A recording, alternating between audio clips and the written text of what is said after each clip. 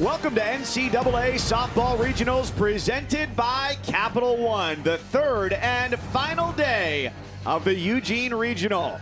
As the teams get off the buses here at Jane Sanders Stadium, tensions are high for St. Mary's and Mississippi State, the champions of the West Coast Conference, and the Bulldogs out of the SEC, led by the senior Nadia Barbary, who's hoping her career continues to next weekend in Norman, Oklahoma. And St. Mary's, which in 2 trips had never won a game in the NCAA tournament, now has won 2 and needs to win 2 more. Better than a 400 hitter this year, Hannah Ferguson has helped lead their charge. On day 1, it was an extra innings win for Mississippi State over St. Mary's. The Bulldogs got a no-hitter against Oregon yesterday, and St. Mary's rebounded with wins over Idaho State and eliminated the host Oregon, and that sets us up for this regional final. We're so glad you're here with us. Just 2 regionals left, along with the one in LA. Mike Cousins, Kenzie Fowler, we're glad you're here with us. We don't know how many games there are going to be. It could be 1, could be 2. What we do know is we're going to continue to see very good pitching. Elite pitching in this regional, and there have been a lot of high scorers here on Championship Sundays, and I do not expect that for our regional because of the elite pitching like Alyssa Faircloth yesterday. She has been so good all season long, one of the best, the mid-major transfer, betting on herself, transferring from to Mississippi State for a moment like this, and she showed out. A no-hitter with 10 strikeouts. It came down to the wire, but just so dominant, the lefty was spinning it.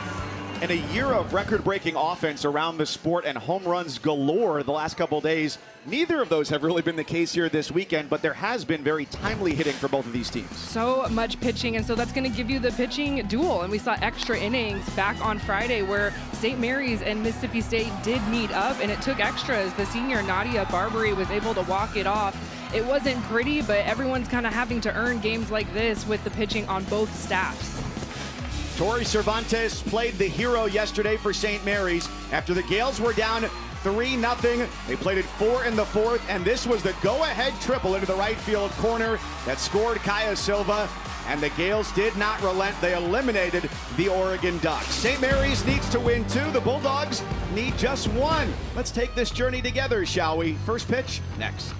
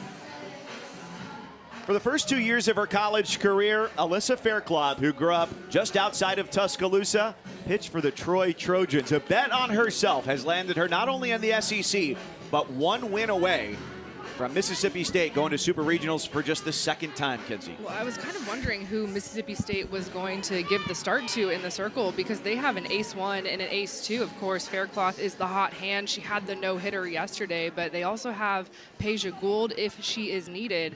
And the lefty, she's going to throw mid-60s. The curve to both sides, she's not afraid to go into righties. We'll break that back door to lefties, but it's all about the changeup, and we saw that pitch a lot yesterday.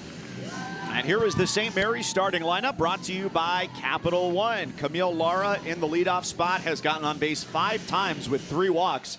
But the best bat, as it was during the regular season, continues to be Hannah Ferguson. And she's gone 5 for 11 over the course of the weekend and is just 1 hit away from tying the single season record for the program, 2 from breaking it. It stood since 2000. It's been a remarkable journey for St. Mary's that had made the NCAA tournament only twice before, back in 2010 and 2 years ago, and was 0 for 4 in those 2 trips. And 2 victories yesterday over Idaho State and then against Oregon, especially showing the fortitude when they went down early against a heavy-hitting Ducks lineup and came back to win it. There's so much to love about this matchup. You think about Mississippi State has not been to a super regional since 2022, and St. Mary's has never been to this day. So either way, there will be an unseeded into supers next week. I think that's just so much fun. It's a great storyline, of course, taking down a host site. Very hard to do. It was a long and arduous evening under a constant rainfall yesterday. The bunt is down, and the throw from Ernstis. Good rotation by Zayan Romero. And Camille Lara is out number 1. Well, already St. Mary's trying to do a little short game here, knowing how dominant of a pitcher Alyssa Faircloth is and trying to disrupt the rhythm a little bit, test the defense early. This is a very speedy offense, especially at the top of this lineup. And if you're just checking in for this regional for the first time, that is a game that St. Mary's plays and plays it very well. They'll ask anybody in their lineup in any situation to lay down a bunt, get themselves on base, because the top of this lineup is full of speed. Hannah Ferguson's not only their leading hitter, but she's also their leading base stealer. And hit .422 coming into the NCAA tournament. And run .500 in her first 3 games here. She just has a lot of tools in her toolbox that she can use, and we've seen her use all 3, whether it's swinging away, slap, or dropping a bunt. And she strokes that into right center field. Keller dives, can't bring it in. It rolls away from Sells. Ferguson taps the brakes at second base. Great effort from the freshman in center field. Could not bring it in. A double for Hannah Ferguson. She's now 6 of 12 this weekend and has tied the St. Mary's single season record for hits that has stood for a quarter century.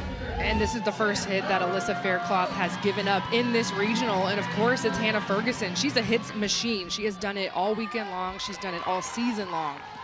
And she has a lot of speed, can score very easily at second base. The loudest bat in terms of power is Sam Buckley, the junior third baseman from Burbank, California, who was their leader in home runs this year, and is ready for this type of moment against a pitcher like Alyssa Faircloth, who led the SEC in strikeouts during their 24 conference games. Because of the schedule that St. Mary's played this year, they face Sydney Peters from Texas A&M, face Morgan Reimer from Washington. Ball in the dirt, Ferguson to third. She is out trying to swipe the bag. Des Rivera's on the money.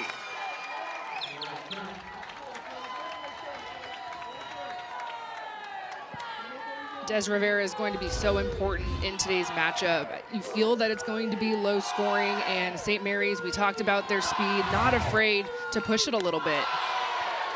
And Faircloth finishes off a 3-batter first with a strikeout. She gave up her first hit of the weekend and rebounds in perfect form. Mic check.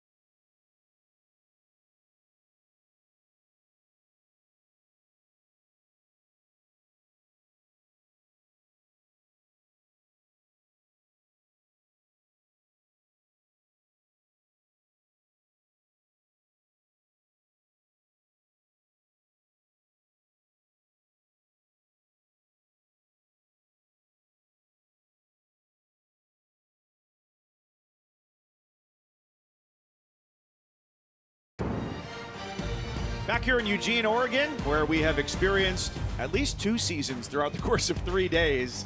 A little bit of winter, a little bit of fall, maybe some springtime feel today. It is as comfortable as it has been, which is great for this regional final between Mississippi State and St. Mary's. 3 different options to go to in the circle. Mia Nishikawa is the starter today, who's thrown 3 1/3 this weekend, giving up 4 hits, 2 earned runs. Yeah, Coach Garnett for St. Mary's, who is also the pitching coach, calls the pitches, has been sticking to her guns with using a true staff approach. We saw it work yesterday in 2 come from behind backs against the wall wins. Here's the Mississippi State starting lineup, brought to you by Capital One.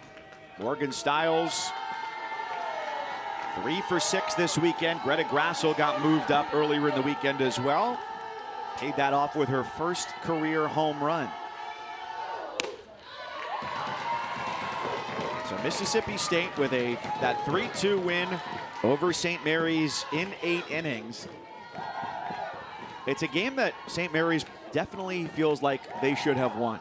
3 errors in that game, including on the final play of the game. One earlier that helped the Bulldogs tie it up. So it feels like a coin flip coming into this game based on the results of that first one. And then the win to eliminate Oregon with a no-hitter from Alyssa Fairclough.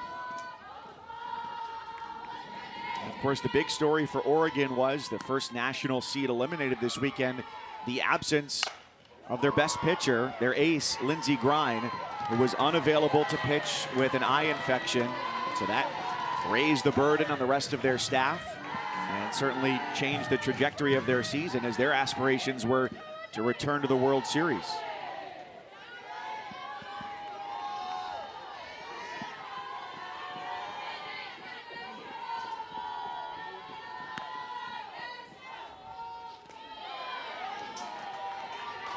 I thought Nishikawa looked great yesterday in her relief work against Oregon. Threw a lot inside, worked that rise ball, and used that changeup kind of sparingly, but when she needed to throw it, she did, and I think it's important to continue to show that pitch.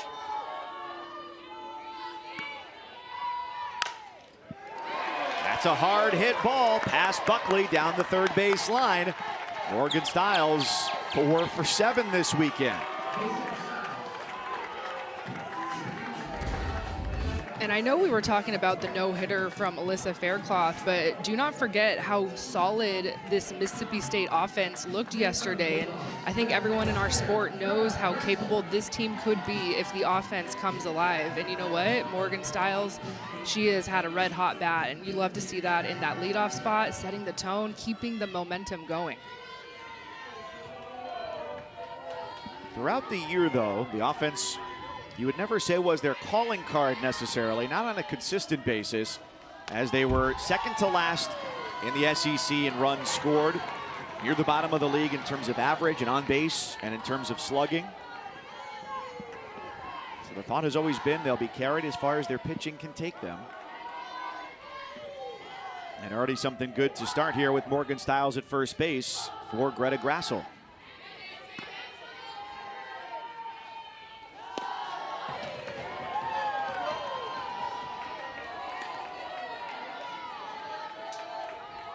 Wouldn't call it a luxury, Kenzie, that St. Mary's comes in with 3 different options to be able to start a game here this weekend. The freshman Maddie Hahn started 2. Odie Vasquez started another, so Nishikawa making her first start here in this regional. But it is different than what most teams at their level have. It's a backhand from Cuttinelli for 1, and the turn to first by Zabat is not in time for a fielder's choice.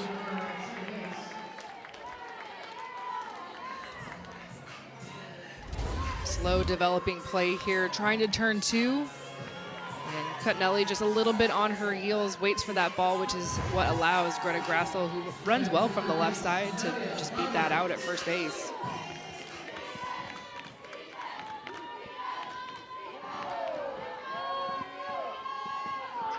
Here's Nadia Barbary, 2 for 8 in their 2 games. One of those hits a home run. And she gives this one a ride out toward left field. Lara's retreating. It's a second home run of the weekend for Nadia Barbary. 2-0 Bulldogs.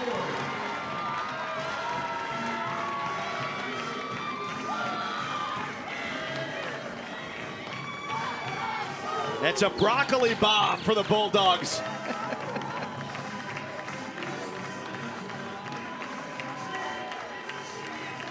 This is almost the exact hit that we saw from Nadia Barbary a couple of days ago, where she did have a solo shot. It's so tough to beat her inside. Her hands clear so well. That ball really is not a strike. It's not a bad pitch, but you just have to know the tape. This is the exact hit that she saw on Friday, and she gets it again. And she doesn't miss. This is a senior that's locked in.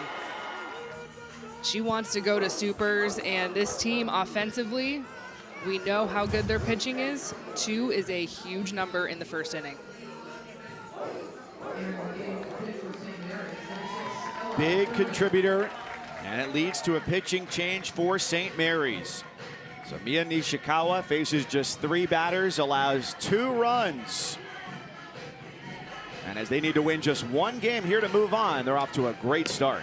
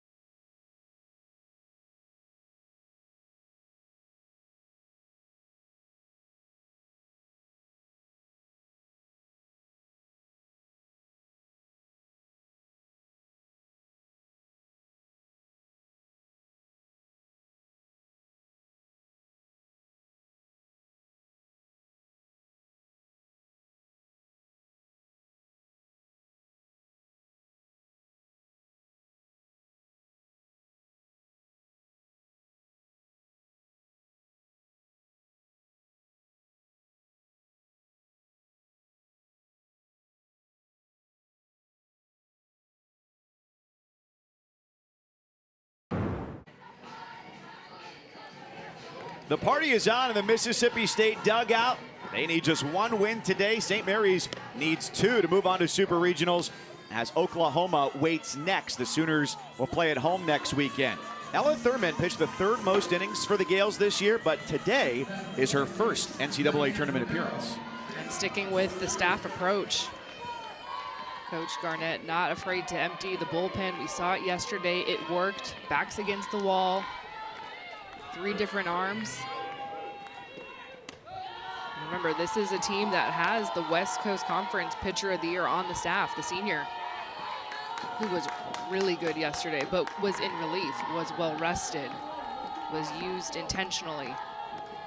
And she doesn't get the start here today.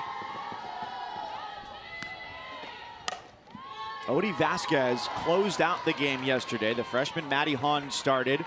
Mia Nishikawa, who just came out, went 3 1/3. And Vasquez was up in the bullpen majority of that game, ready to go whenever she was needed. And in her 3 1/3, she allowed just 2 hits, 1 unearned run, walked 3, and struck out 3. So it's a slightly unconventional strategy from what we normally see, where most times the ace would start in this situation for the team that needs to win this 6th game of the weekend to force game 7.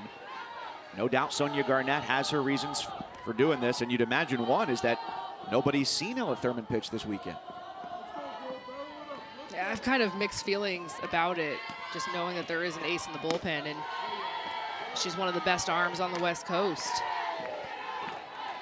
And if you don't have her pitch today, you have no chance of really, in my opinion, getting to that 2nd game, because she is your best option in the bullpen. But of course, the coaches know everything. There might be some details that we don't know, but just on paper, it's shocking not to see her get the start. And it's also one of those things where I've talked to a lot of coaches over the years, and coaches will strategize it where we're not just here to win a game. We want to win the whole thing in advance. And if the best option for us to advance is to have a healthy Odie in game 2, well, then we need to roll the dice a little bit in game 1 and see if we can get to game 2 and get out of this regional and get to a super.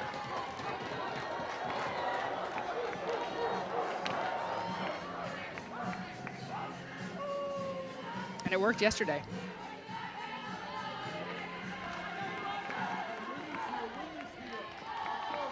It's a different ask, though, for the offense today. going up against Alyssa Faircloth. Line drive on a 3-2. Backhanded well by Tori Cervantes. Back-to-back base hits. Ishikawa gave up the homer, and Zayan Romero comes through with her second hit of the regional.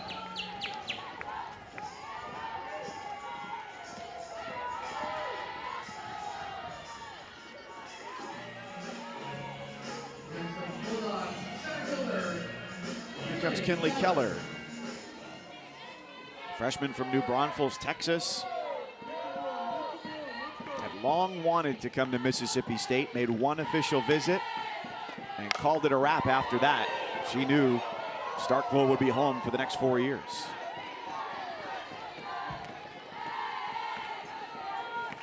This is a hitter that has gotten better with every game she has played this season.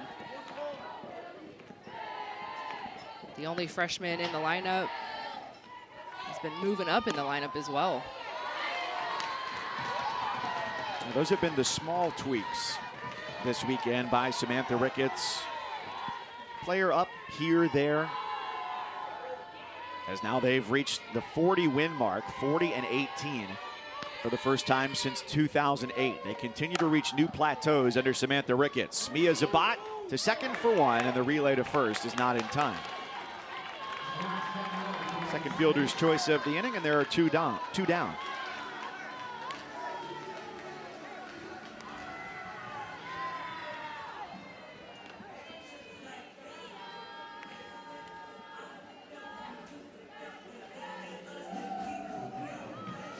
Plate umpire Jim Bertuzzi going over to chat with Samantha Ricketts and Tyler Bratton.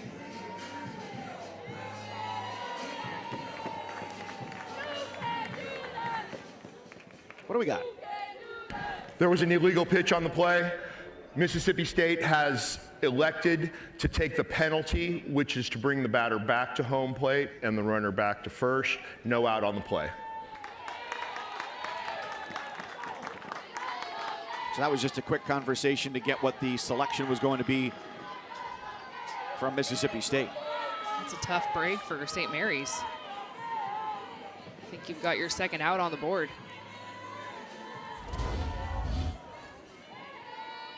Looks like right foot, and you can see there's a little step there. It's hard to see on that angle if she breaks the plane of the rubber. Look out.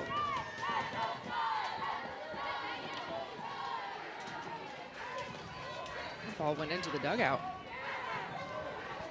Well, at least they've got broccoli to keep them safe. Seems to be everybody's all right.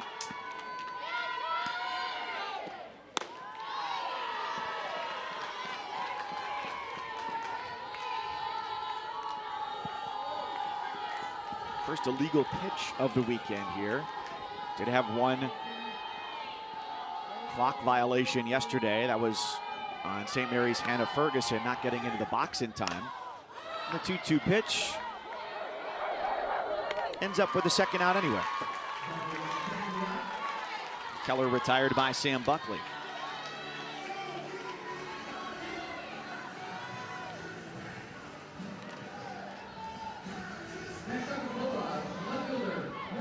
Quite a ride for Mississippi State to end up here. One win away from Super Regionals for the second time ever. First time since 2022 when they got out of Tallahassee, eliminating Florida State, and ended up at home in Starkville against Arizona. For the Bulldogs, who this year were picked 11th in the 15-team SEC. Ahead of them, South Carolina, and Alabama as well. Alabama, the #1 overall seed. They'll be at home next weekend.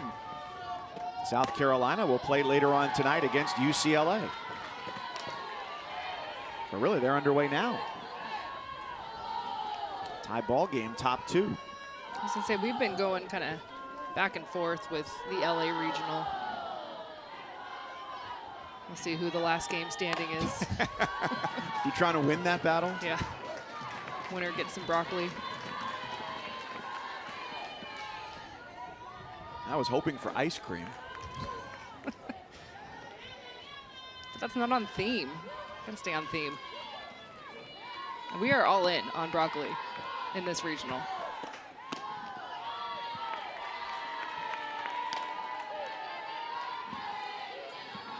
Count is even 2-2 on the left fielder Morgan Bernardini.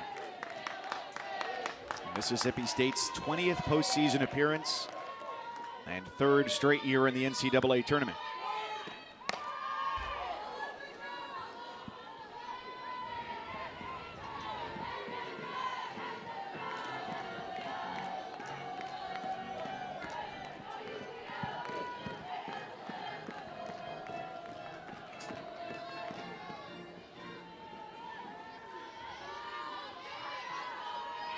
State starting 2-0 in a regional, which they had not done in quite some time. Got to go back to 2000 for that. Buckley across the diamond for the 3rd out, but Nadia Barbary, who's got 3 hits this weekend, 2 of them have gone yard, including here in the 1st. A very big swing for Mississippi State. Remember, this team spun a no-no yesterday. They don't need a ton of offense. Well, they just got a big 2-run shot in the 1st inning from their senior.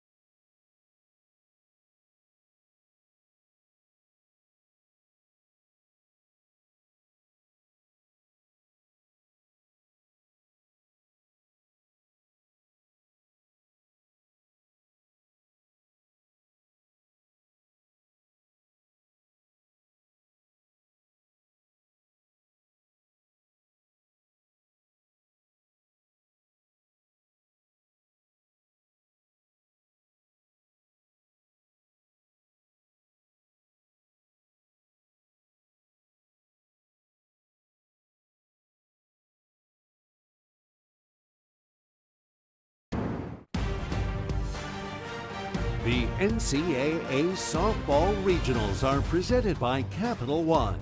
What's in your wallet? If you'd like to support your local grocer, I did today. For $7.48, 4 head of broccoli. And we went out to visit Jim, the broccoli guy, who has been out in the center field bleachers the entire weekend. And that is not hyperbole, Kenzie. He has been here for every pitch of every game. We got to go talk to him, and a super nice guy. It was actually really fun. He was working up a sweat because it was already 1 hour into BP, and he was dancing away. The DJ is here at James Sanders Stadium, and he's a huge softball fan. He said, softball fits my vibe. And that's pretty much all you need to know. Alex Cudinelli leading off here for St. Mary's. My biggest question was, what made broccoli the vegetable of choice? And it's got a natural handle. Cauliflower comes in a great shape, but it doesn't have the stem that broccoli has. This is the first time we've seen him eat this weekend, by the way. No, it really is. I'm happy to see that. My sister texted me and she was like, is this a filibuster situation? Do I need to go, tap in for him and give him some rest? No, he's tireless. Yeah, he is not sitting down for anyone. But we have to fuel so we can dance. So we made the trek out there to the center field bleachers about an hour before first pitch. And I think this is the best day of my life. Truly. I'm floating today. Well, I just love everyone's bought into the broccoli because it has been with us all weekend. And you can't miss it. You cannot. So we donated 2 head of broccoli per dugout. Somehow, the Bulldogs have ended up with much more than that. So don't know if somebody ended up going to the grocery store as well. But in the interest of equal distribution, we went 2 and 2 to both dugouts. We looked down before the game, and Mississippi State, all of a sudden, everyone has broccoli. And we were like, wait, how many did we give them? We just gave them 2, right? So someone went to the store, probably a mom. Like I said, committed to the bit. If you're going to do something, do it right. Dugout props this weekend have been elite here. Cardinelli in a good battle. But it's Faircloth who comes away the victor with her second strikeout.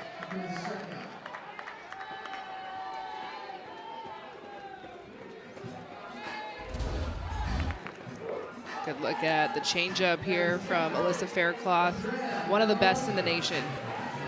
She's one of the best strikeout pitchers in the nation, and it's because mostly of that changeup. She sets it up so well, whether it's her curveball, and yesterday it was the best I had seen Alyssa Faircloth spin her rise ball up in the zone. So a really nice addition to just kind of mix that in with her curveball that she's very comfortable throwing to both sides of the plate. But it's all about that changeup. You're going to see that changeup at least once a batter. Stats say probably twice.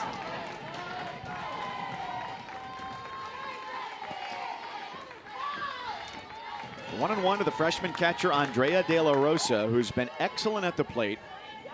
4 hits, 9 at bats this weekend.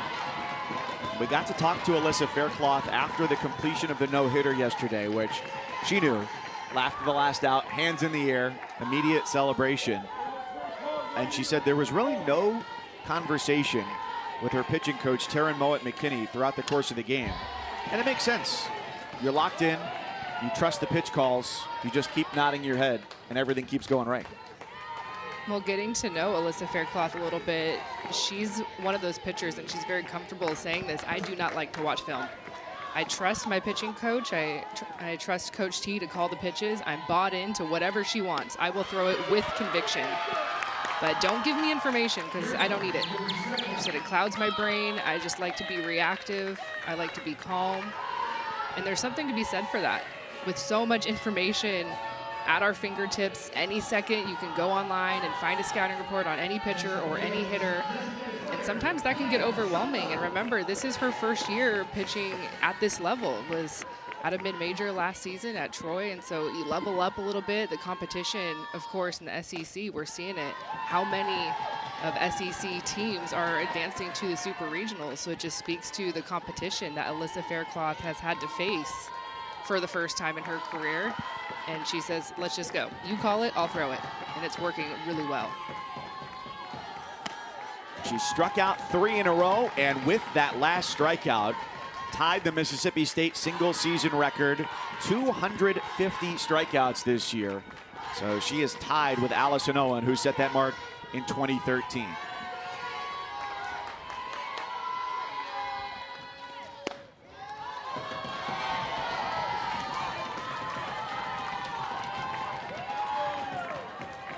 Welcome to Regional Final Sunday here in Eugene, Oregon. It's St. Mary's, the champions of the West Coast Conference, Mississippi State out of the SEC, and the Bulldogs with a 2-0 lead over the Gales. Nadia Barbary with a 2-run homer in the bottom of the first inning. The situation today, Mississippi State needs just 1 win as they've gone 2-0 this weekend to move on to Super Regionals. They would go to Norman, Oklahoma, and St. Mary's, which had never won in 2 prior trips to the NCAA tournament. They were 0-4. Yesterday eliminated the host Oregon, a big upset as the Ducks were the first national seed eliminated. So St. Mary's needs to win 2 today in a double elimination format to go to Super Regionals for the first time. Mike Cousins, Kenzie Fowler, former Arizona standout in the circle, here with you in Eugene. Sun is shining as the stars have been as well. Alyssa Faircloth, the start today in the circle, the first-year transfer from Troy.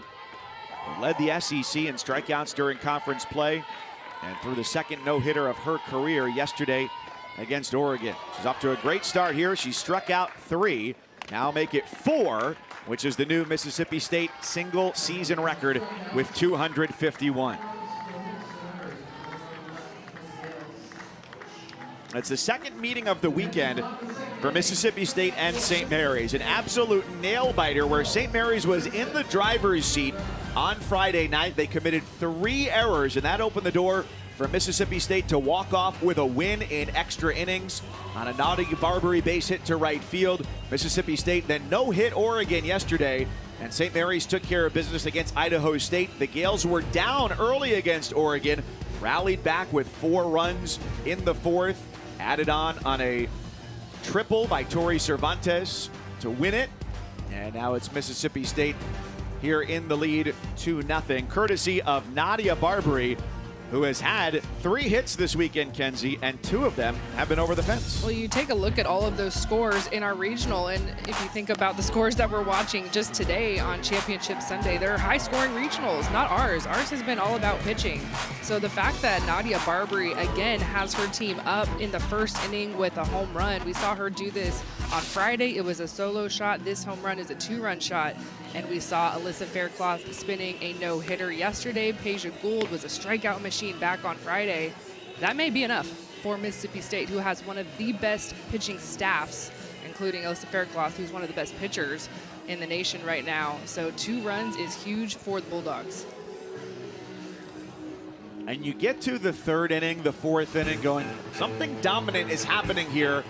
She was doing it against one of the top 16 teams in the country as seeded by the selection committee, and she got the job done with 10 strikeouts.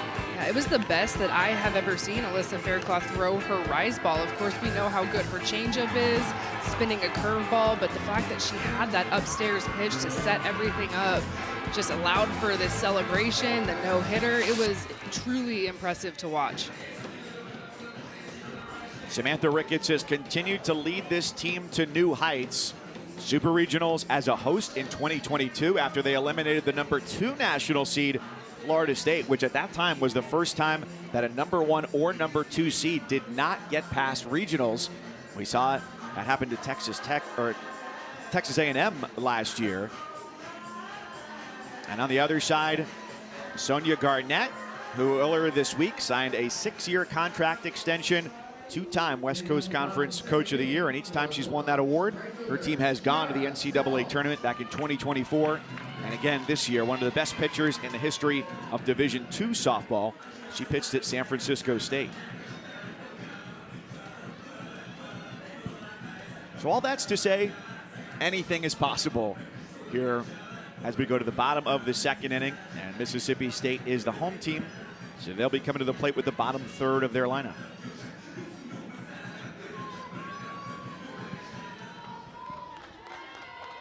The other story we're following right now is the pitching situation for St. Mary's.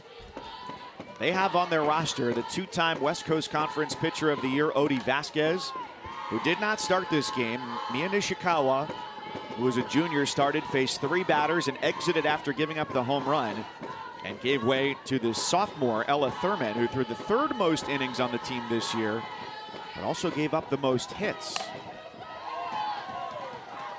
It's been a all hands on deck situation. We saw Maddie Hahn right there in our frame, the freshman, pitch very well yesterday in St. Mary's. Backs against the wall, back-to-back elimination games. Wanted to make sure that they used as many pitchers as they could so that Odie Vasquez could come in late in the games and shut the door, which they did, and it worked perfectly.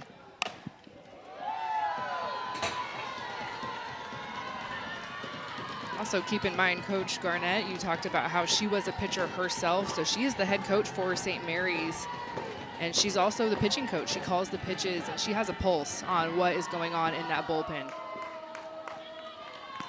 Without a doubt, though, that's the star of the show for St. Mary's.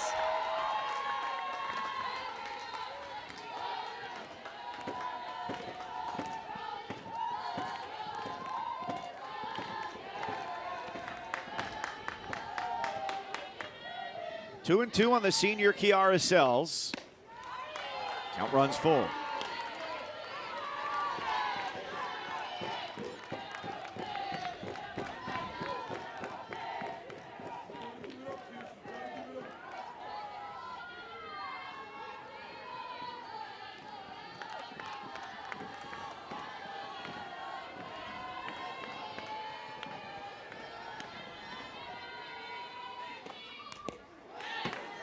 In on the hands, and it's ruled by Jim Bertuzzi, the home plate umpire, to have hit her hand.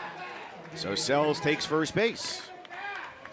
I think Coach Garnett for St. Mary's is going to come out and have a conversation about this. The St. Mary's dugout thought it was a foul ball. Always the possibility that it did hit the knob of the bat. The home plate umpire in that situation, more than likely, is going based off the sound. Was it a ping or a thud?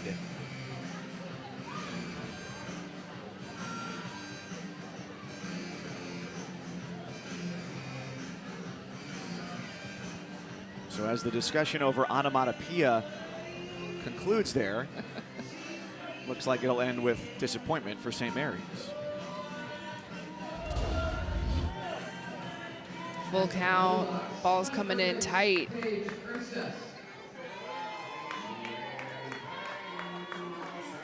That's tough to see. I'm not sure what I saw.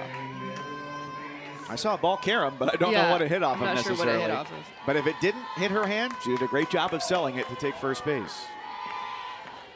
The eponymous action from Kiara Sells to first. Bunt down from Paige Ernstis. So the sacrifice moves Sells into scoring position. Already 2-0 Mississippi State. That'll bring up the catcher, Des Rivera. As Samantha Ricketts went into the portal this offseason, they knew their biggest priority was going to be pitching. But the number 2 item on that agenda was finding catchers. And that proved to be a little bit trickier. But they really ended up with a good one. Rivera, as a freshman back in 2022, got 9 games of postseason experience and ended up in Oklahoma City as an Oregon State Beaver and spent the last 2 years at the University of Iowa. It just so happens, has a former teammate in the other dugout. Des Rivera, of course, like you just said, was on that Oregon State team that went to the Women's College World Series. Well, the hitting coach for St. Mary's is Frankie Hamoudi, who was also on that team. It's kind of weird how the softball world works, and everyone can go their separate ways and then meet here at the regional final. Feels like it gets smaller every day, doesn't it?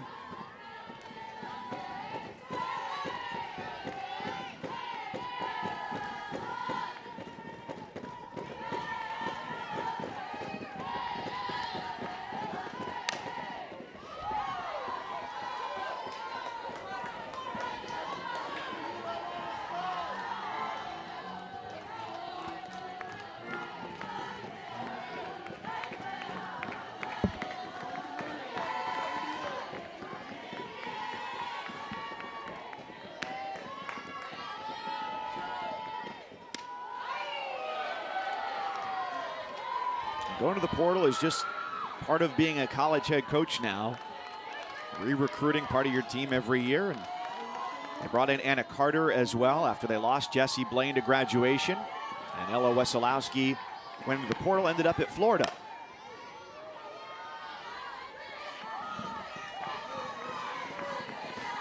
And Coach Ricketts said, I saw 3 pitches of her film. I said, yeah, but I'm going to give her a call. She's a cannon behind the plate. It's been a nice balance between her and Alyssa Faircloth and Paige Gold.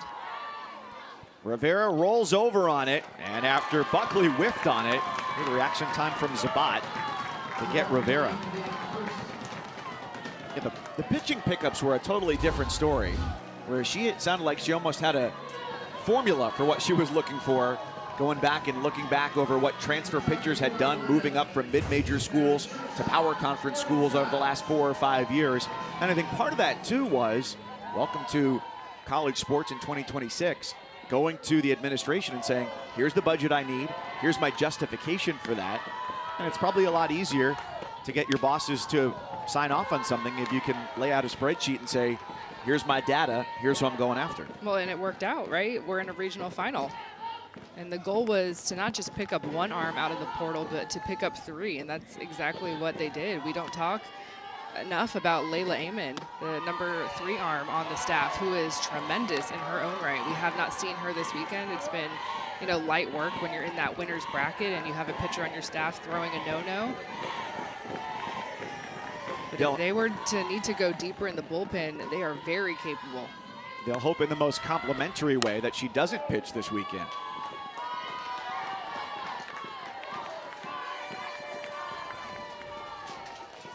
And speaking of pitching, when we go to the third, we'll check in with Sonia Garnett, the head coach of St. Mary's, and get insight onto what her strategy is today with the usage of their pitching staff.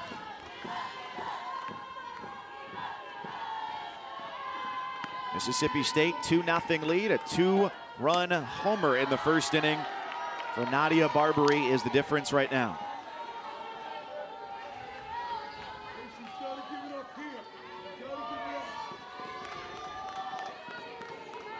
Thurman's been trying to work away against right-handed batters, neither getting the zone nor the whiffs that she wants. She comes back inside and gets a deep fly ball to left field. Camille Lara, a little twisted up, but nevertheless reels it in. So the inning is over. Hit by pitch, no problem. And we'll hear from St. Mary's when we come back.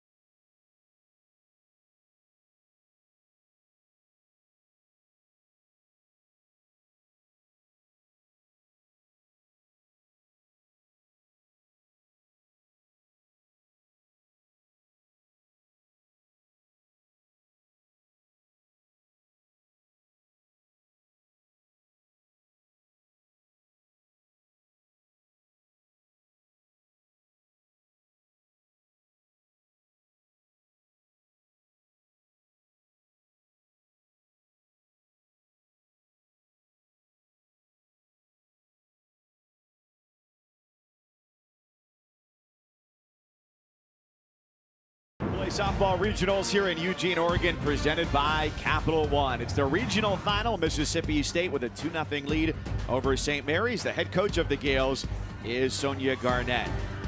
Well, you've got a lot of pitching options to choose from today. Can you give us insight onto what your plan was coming into this game of how you want to stack your pitchers today? Yeah, so we just wanted to buy outs, and I think Mia threw really well yesterday. And Ella is a really fresh arm right now, and she's hit a good spot. So we're just trying to buy some outs and see what we can do on the defensive side. Coach, when we talked to you when you were in your last regional back in 2024, you talked about your team being excited to be here. I think maybe a little bit different this year, would you say?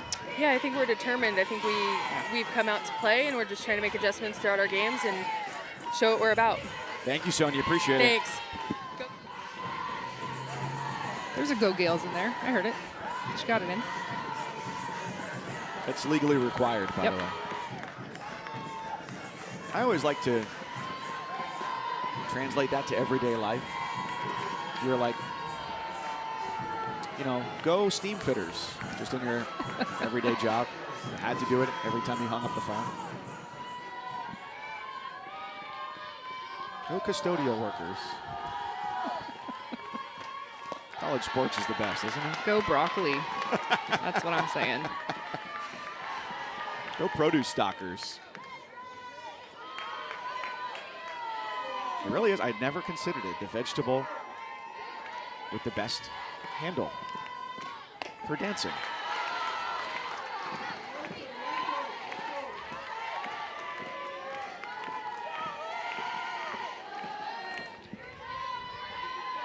It's going to bring somebody luck today. Taylor Lane cannot figure out the changeup. And Alyssa Faircloth continues to be as dialed in as she has been the previous 2 days of this weekend. 5 strikeouts just at the start of this 3rd inning. One of the best to do it in the nation. It's top 5 in terms of strikeouts this season. Was the SEC Newcomer of the Year. And she just looks like she is continuing to get better before our very eyes.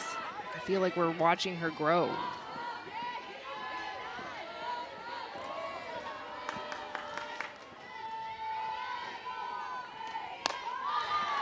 That's the pitch right there that is going to be the separator because of how dominant her changeup is as a hitter. I want no business of having to deal with a changeup down around my knees and then a rise ball at 65 around my eyes.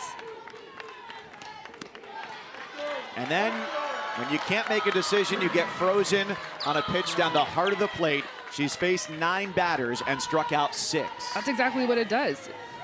Where am I supposed to look? Am I supposed to protect low? Am I supposed to protect high? And then what does Faircloth do? Just spin a curveball right on the corner. It's paralyzing.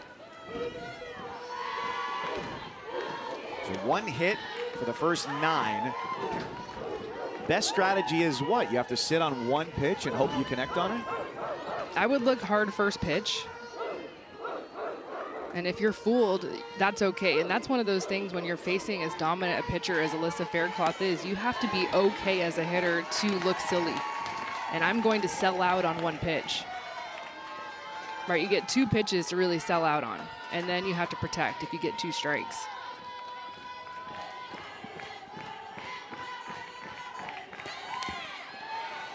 Laura just gets a piece of it to stay alive.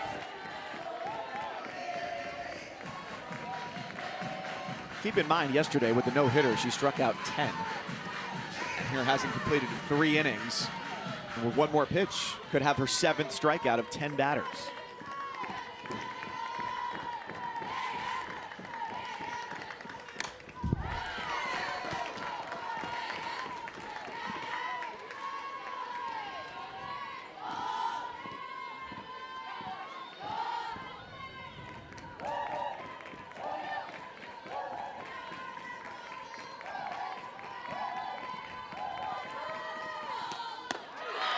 Seventh strikeout for Alyssa Faircloth. 2-0 Mississippi State. She continues her dominance here in Eugene.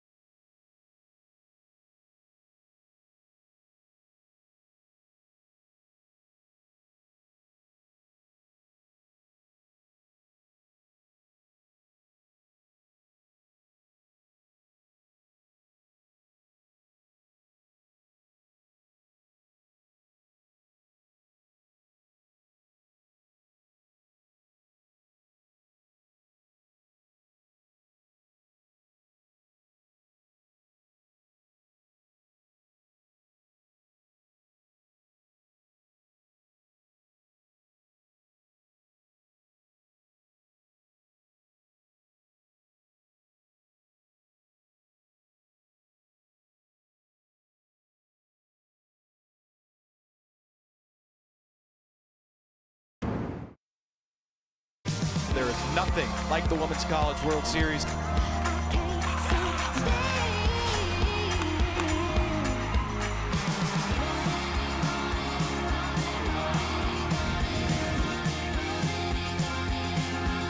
Super Regionals first next weekend, and we are almost all the way there for the field of 16 teams. We started with 64 this weekend. 3 national seeds eliminated here in regionals. Oregon last night, Florida State and Texas A&M earlier today, and only 2 spots to go. UCLA right now battling against South Carolina. The winner there will face UCF with the Knights and Supers for the second time. And the winner of this regional, Mississippi State, needs 1. St. Mary's needs to win 2 today. We'll head to Norman, Oklahoma to take on the Sooners, who have won 4 of the last 5 national championships.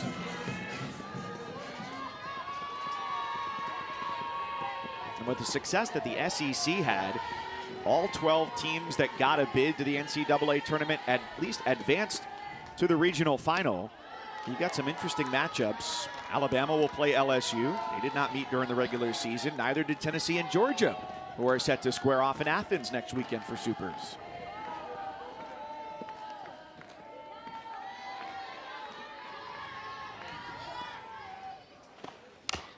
And of course, if Mississippi State wins, they didn't play Oklahoma this year.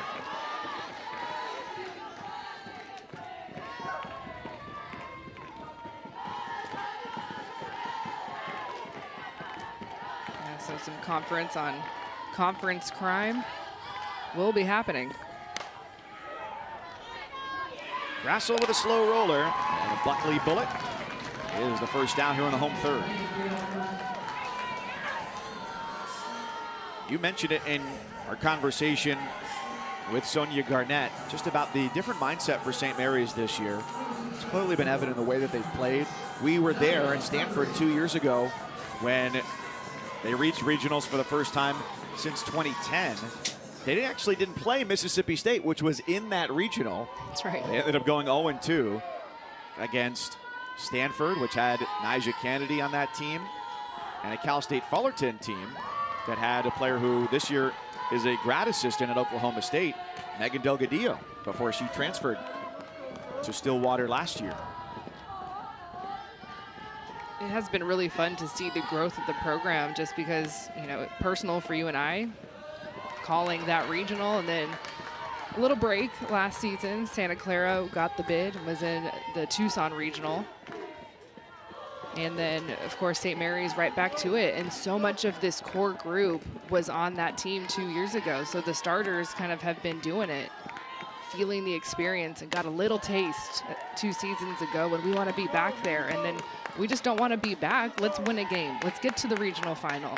And we're watching this team and this program take those steps in real time. Nadia Barbary at the plate, 3-0 the count after she hit a 2-run homer the first time up. And 4 pitches will head down to first base. Well, it's been the best place to be all weekend long, and that is on the ESPN app for the 7 Innings live show throughout regionals weekend. We've got 2 laptops in this booth, 1 iPad, and the iPad, when we've not been on the air, has been on 7 Innings live. Every game and every big moment on the road to the Women's College World Series, only on the ESPN networks. They were ahead of the broccoli game last night. Tori Vidalis got 2 stalks of broccoli there in studio. They were stalking our game. Hey now. They did have access to the ESPN cafeteria there in Bristol, so perhaps fresh. A short scamper, yeah, to go get some veggies.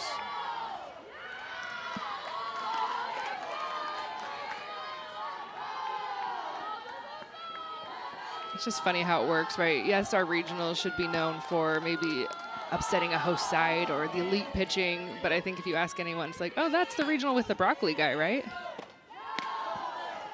What's going on there? Nothing if not memorable.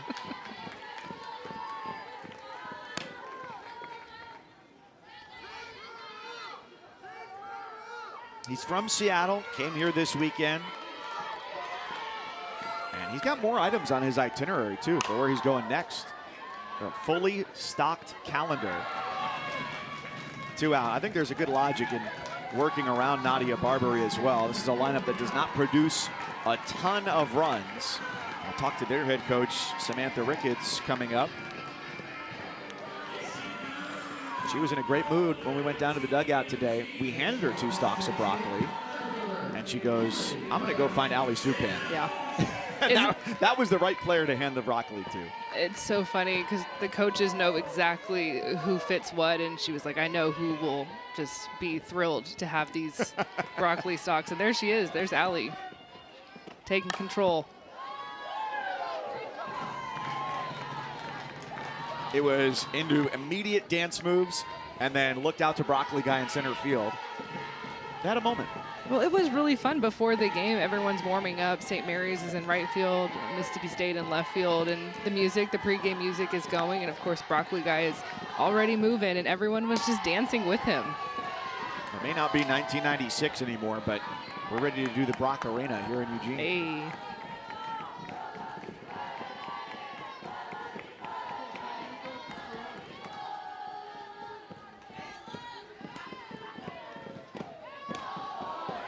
Ooh.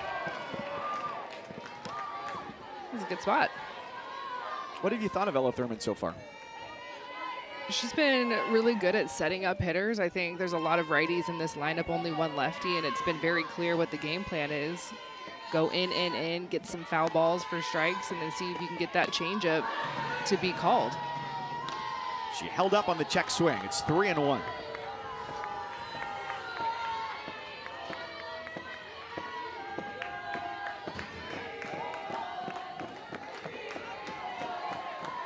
If somebody's going to beat you, just don't let it be Nadia Barbary again. She is at first with 2 out. 3-1 for Keller, who popped out back in the first inning. And pops this out of play to go to 3-2.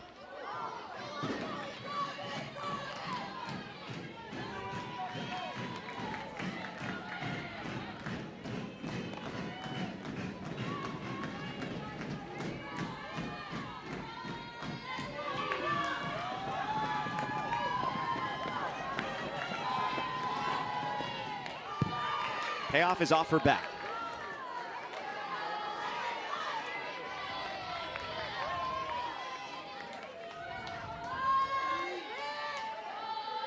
I'd go change up here.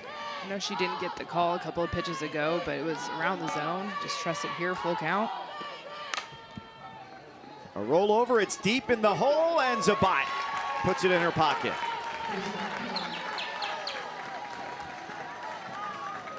Not a chance to make a play there at first base.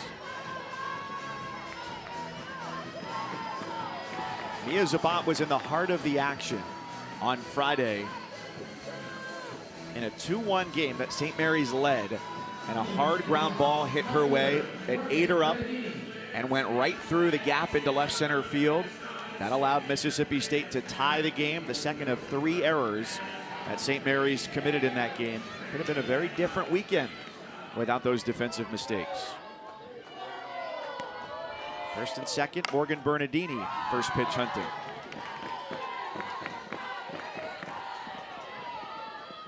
I see Bernardini talking to our home plate umpire, Jim Bertuzzi. Just, would that have been a strike? Because she's fouling it off. Now, of course, it is a strike, but that has been the game plan for the St. Mary's pitching staff. Go in tight. And Mississippi State has been swinging. That's the pitch that Thurman needs, just to bring that up an inch.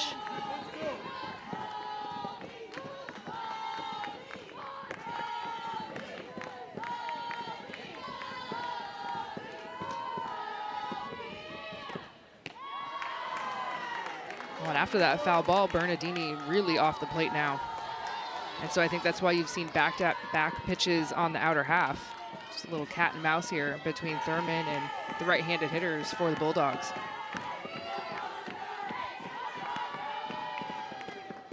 And if you go in, you have to go in really tight. And so that's the take right there that Mississippi State needs. That is a ball.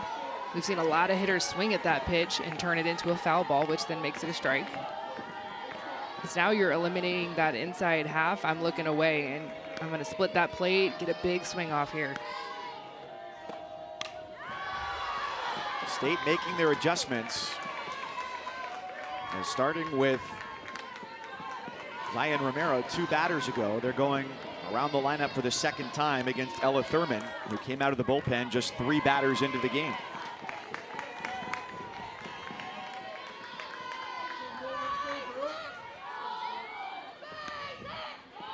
Runners on the move, 2 out, and the 3-2 pitch is popped up on the infield.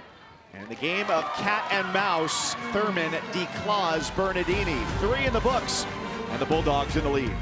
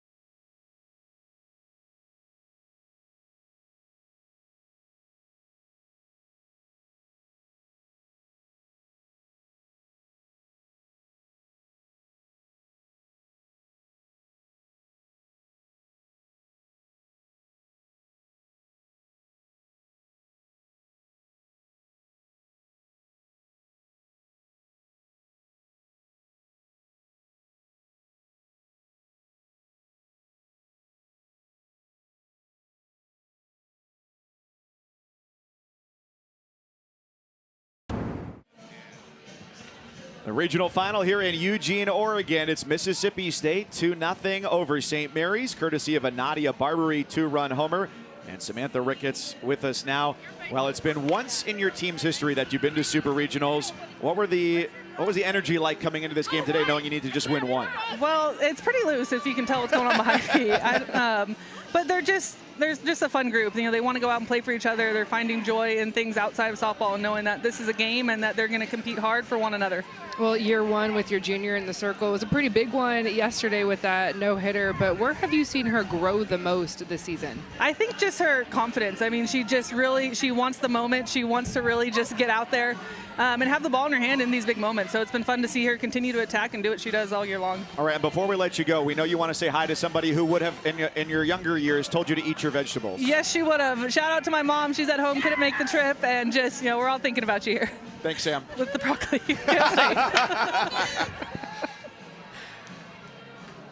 Incredible. And there's younger sis, Kaylani, supporting the head boss. Of course, legendary player, current AUSL, member of the Carolina Blaze, national champion, player of the year. Yeah, supporting the fam. And oh, how interesting it would be if Mississippi State ends up taking on Oklahoma in the next round. Oh yeah, that'll be good TV. Do you think they're watching the broccoli shenanigans? I'm sure. Welcome to the club. It has been a phenomenal start for Alyssa Faircloth. 7 strikeouts. She's ahead 0-2 here on Hannah Ferguson, who has the only base hit of the game for St. Mary's. That was a double back in the first, and she got thrown out trying to advance to third on a ball in the dirt by the catcher Des Rivera.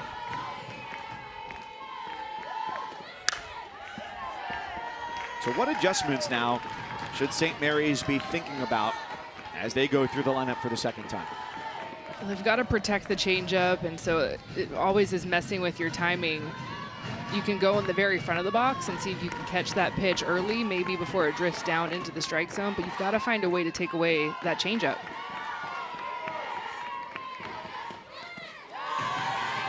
And Hannah Ferguson is going to be the hardest out in this lineup, no doubt. She's one of the best hitters on the West Coast, just a hits machine, has incredible barrel control. You see the movement that she has in the box. She starts in the back and then a little shuffle step.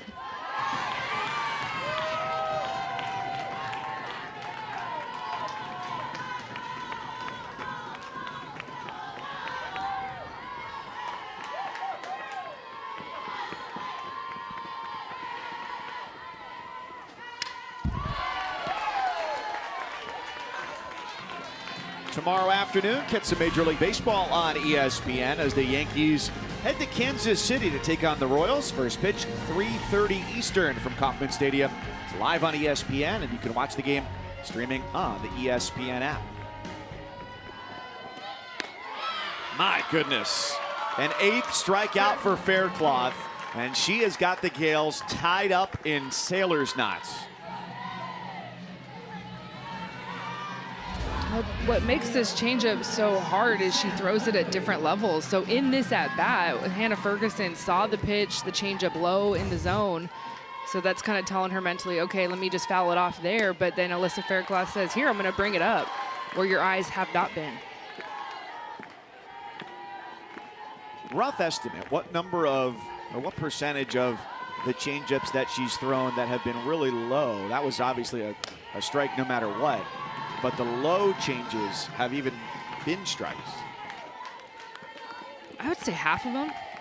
She's thrown a lot of first pitch changeups in this game. Yesterday was more about late in the counts. She was throwing changeups.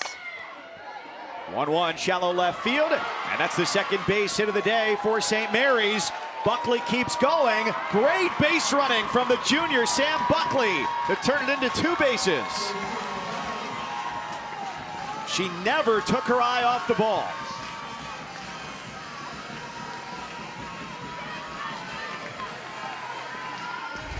Well, Tatum Silva is out in left field, and of course, when you enter the game, the ball is going to find you. And Sam Buckley, we know how speedy the St. Mary's team is. This is the 3-hole hitter who, yes, is their power bat, their extra base bat, but she's also got 16 stolen bases, and so she knows her speed. She sees the bobble out there. It doesn't take much hesitation for her to say, let me stretch this into 2. She can score very easily on just a poke to the grass. Just like that, a 2-0 lead no longer feels quite as comfortable with the tying run at the plate.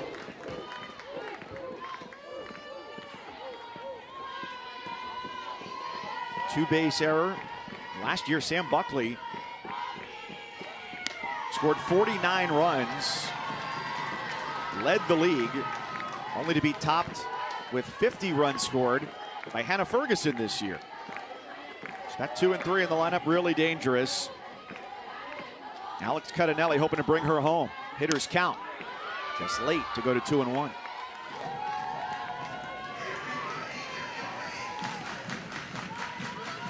The Gales were dominant this regular season. They won the West Coast Conference by 4 games. For the first time ever, won every conference series during the regular season. We told you earlier, they will bunt anytime, anywhere in the lineup. It's now 2 balls and 2 strikes. I love it. Cottinelli, even in the 4 spot, has speed, 10 stolen bases. And if you see something from Faircloth, maybe picking on Ernstis a little bit at first base, trying to force the issue. Strike 3 as she climbs the ladder. That's her 9th strikeout, and it's now 19 strikeouts here in this series, or this weekend, and the program record is 20.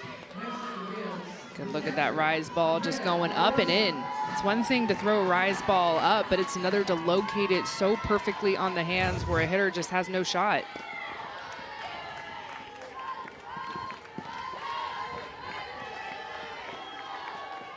It's almost like you get whiplash watching Alyssa Faircloth going low and slow and then the high heat.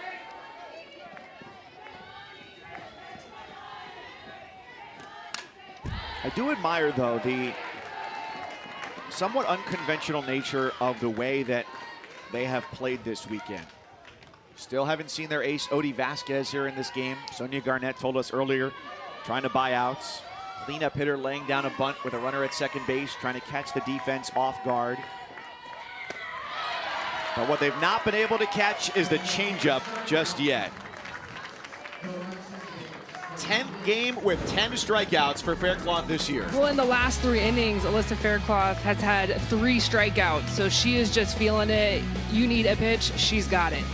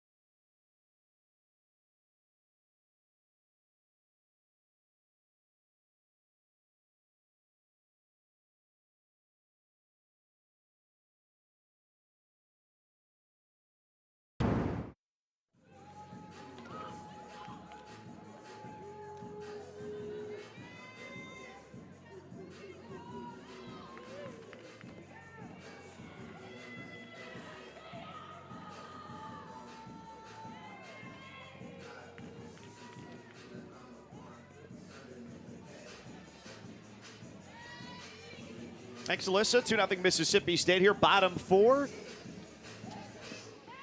At the Jane here in Eugene, Oregon. The host Oregon Ducks eliminated yesterday. And so Mississippi State now needs just 1 victory to earn their way to play in Norman next weekend against Oklahoma. Sooners winners of 4 of the last 5 national championships. St. Mary's trying to do something they've never done before, and that would be to make a super regional. Oklahoma eliminated Michigan earlier. 14 of the 16 teams have earned their way to next weekend. And UCLA, of course, the 13 national championships, the standard bearer for the sport. They missed out on supers in 2023, but now looking to make it 3 straight years.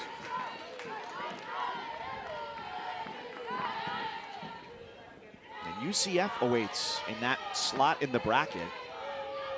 They're in supers for just the 2nd time. They hosted in 2022, and that's just about the exact same situation for Mississippi State. 1 trip before, hosted Arizona in 2022.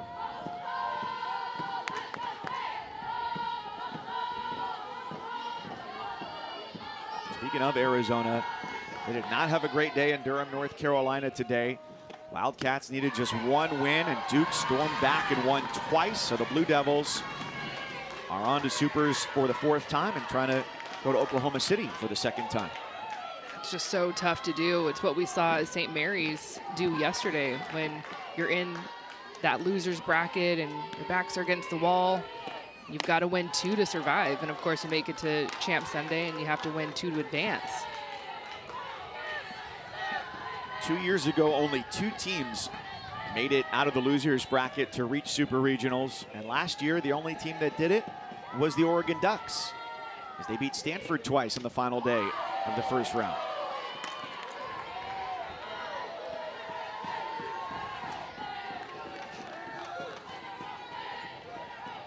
Yeah, we still have some Oregon fans hanging around, enjoying some good softball. And that just makes my heart happy, right? We just love our softball fans. The weather's perfect, why not?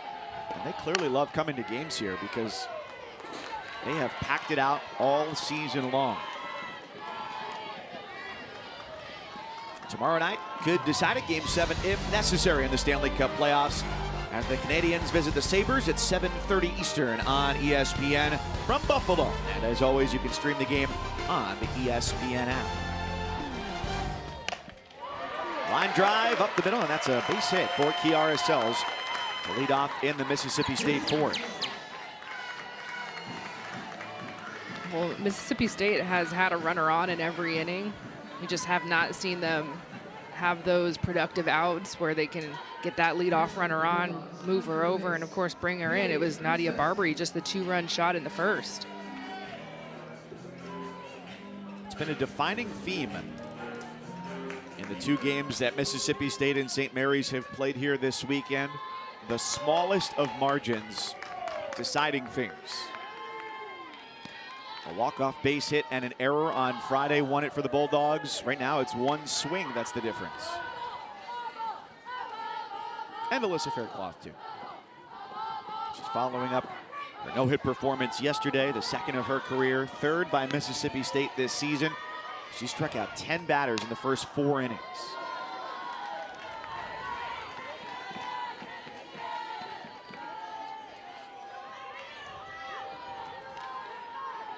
Thinking ahead here too, if St. Mary's continues to trail, Ella Thurman keeps it at a 2-0 game, do we see Odie Vasquez?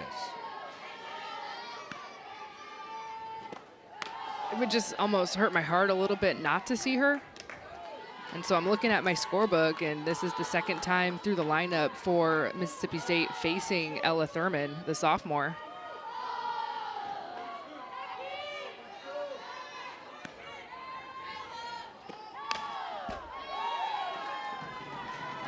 And then, of course, it can lead you to second guess. Should she have started the game to begin with? Yep.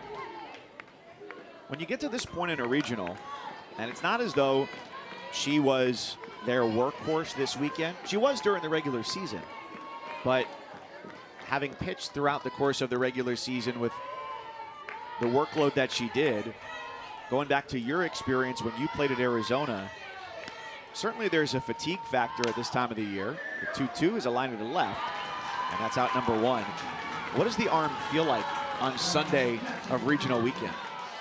Well, I think it'll feel different for a pitcher that pitched maybe 2 games versus a pitcher like Odie Vasquez, who only threw a couple of innings yesterday. It was in relief. That was her role yesterday. It was very clear what St. Mary's was going to do. They were going to start somebody other than Odie Vasquez, keep the game manageable, and then bring her in the 5th, 6th, or 7th.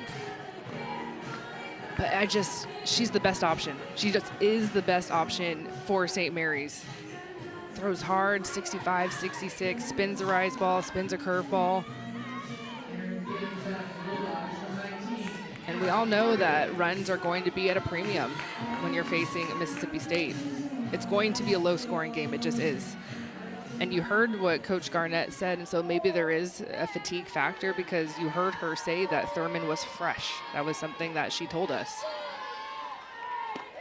It's a pinch hitter. It's Anna Carter, our other regular catcher, who, as we talked about, they went into the portal this year, got 2 star pitchers, got 2 great catchers as well. Carter, a first-year transfer from Southern Illinois. She's a senior. Last year was the Missouri Valley Defensive Player of the Year. Played her first 3 years with the Salukis. She's down, no balls, 2 strikes.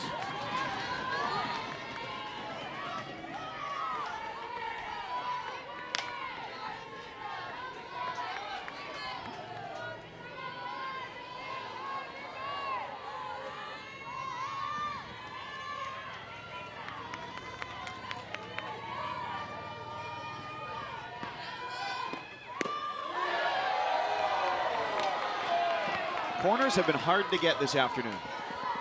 Well, that pitch looks very different against a left-handed hitter than it does a right-handed hitter. And so Thurman trying to expand the zone, work that screwball.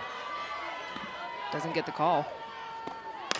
Comes back on 1-2. It's a chance for a double play. Cudinelli's throw to first is picked by Taylor Lane. After a couple of fielders' choices earlier in the game, they go around the horn to get out of the 4th. Well, in a game where St. Mary's, the pitching staff, no strikeouts. It's been all about the defense, having the pitchers back. How about a little 5-4-3 double play?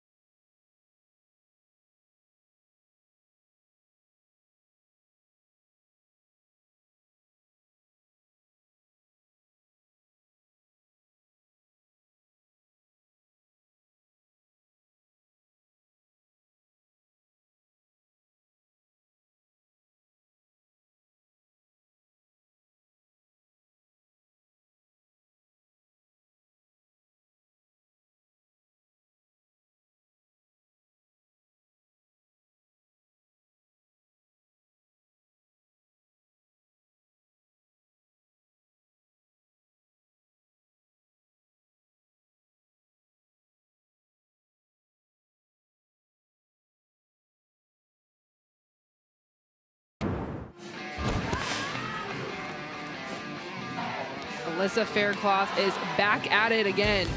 The junior who threw a no-no yesterday already has 10 strikeouts. That's the 10th double-digit strikeout game of the season for the transfer from Troy. Made the move, went to the portal. A big pickup for Mississippi State, of course, was the SEC Newcomer of the Year, and the Bulldogs are just riding the hot hand, and you can't blame them. This is a very deep pitching staff. We saw the senior Peja Gould on Friday. She is elite in her own right, but I tell you what, Alyssa Faircloth is pitching at another level right now. And she's grabbed hold of 2 new Bulldogs records tonight. A single-season strikeout record holder at the school, and now in the NCAA tournament with 22 strikeouts in the regional and counting. That's the new Mississippi State record for a single NCAA tournament. And they are playing for a trip to continue to Super Regionals for just the second time. The first was in 2022. And now with a new ballpark, probably one of the most difficult environments to play in college softball, to go to Norman.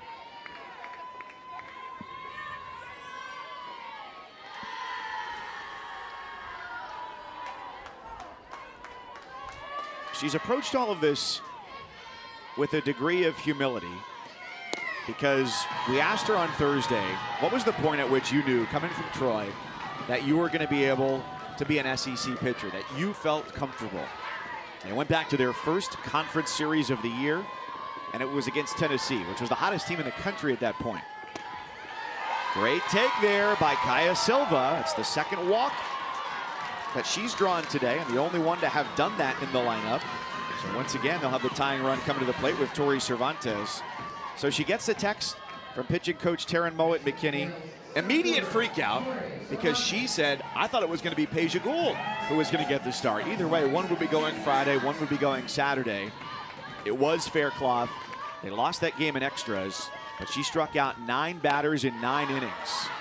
And she said, once I got through the first inning against the Lady Vols, that was it. Those 3 outs were out of the way, and I knew that I belonged.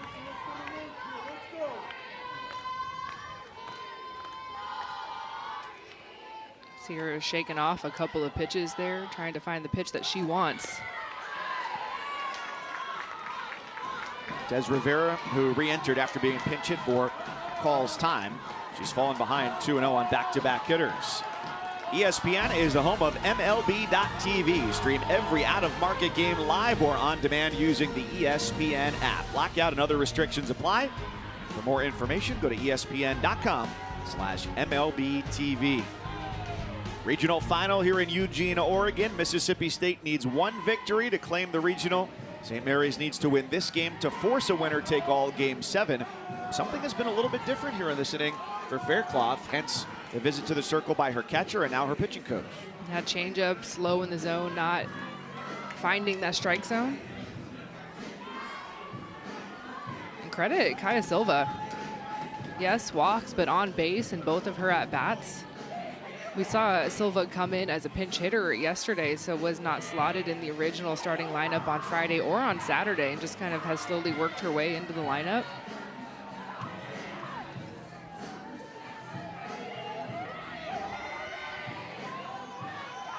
It's 2-0 to Tori Cervantes, who had the go-ahead triple last night in St. Mary's upset win that eliminated Oregon. Second time she squares to bunt and didn't offer at it, so it's 3-0.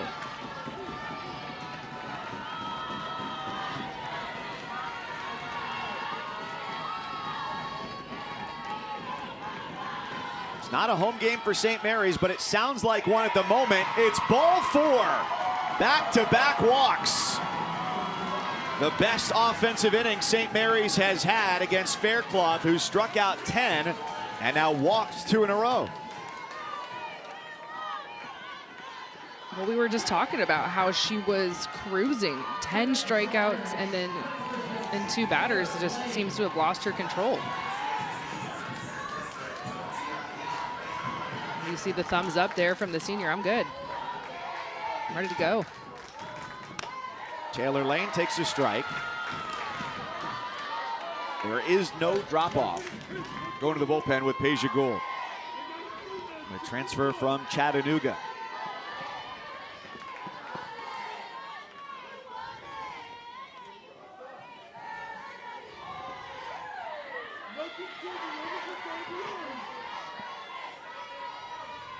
Taylor Lane struck out swinging, her only time up. Looking to bunt, pushes to third. Barbary charges and throws on target. It's a great sacrifice to give the Gales 2 runners in scoring position. And a base hit could tie things up here in the 5th.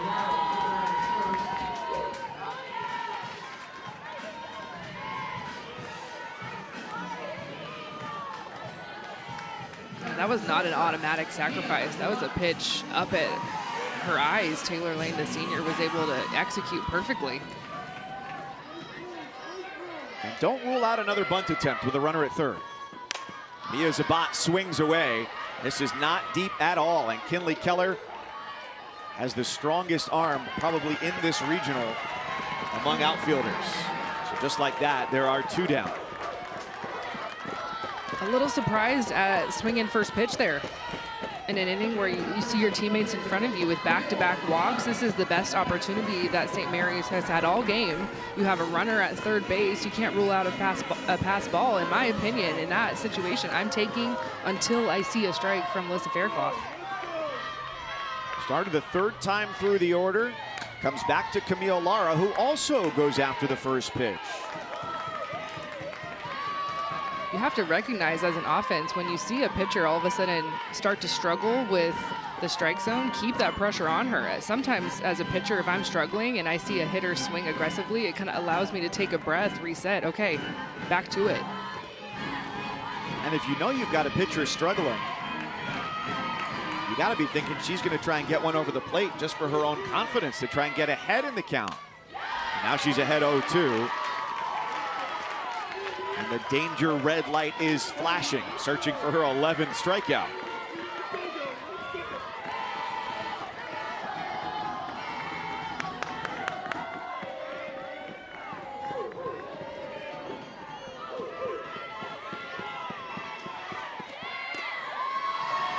It's a great take.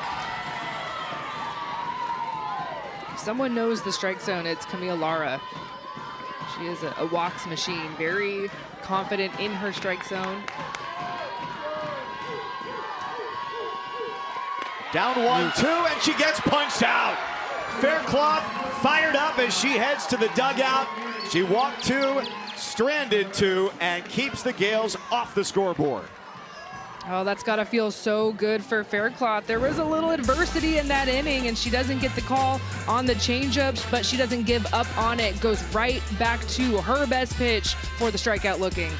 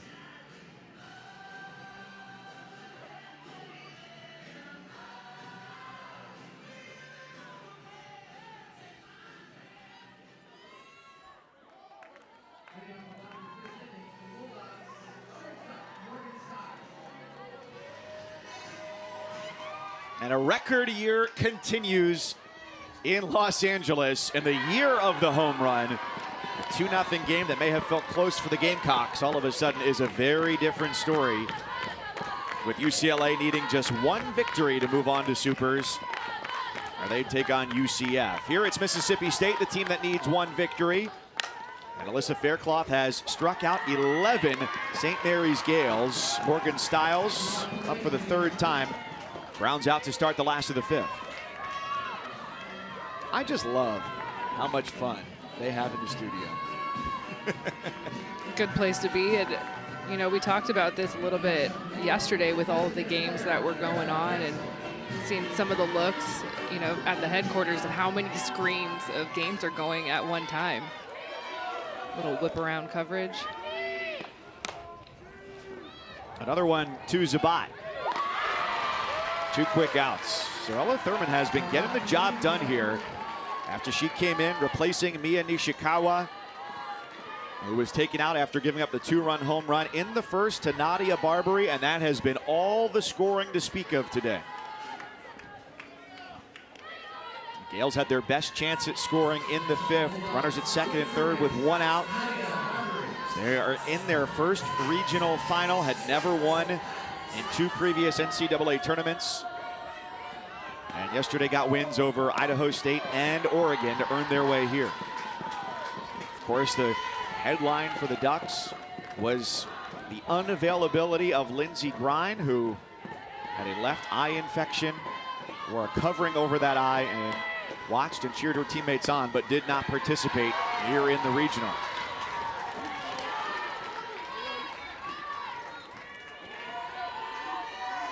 Barbary down 0-2 here with back-to-back pitches on the outer half. She is not going to see a pitch on the inner half. She's gonna have to go get it. Her last plate appearance, she walked on 4 pitches, and here it takes 3 to get her out. Time is winding down, but the Gales have their best hitters due up in the 6th.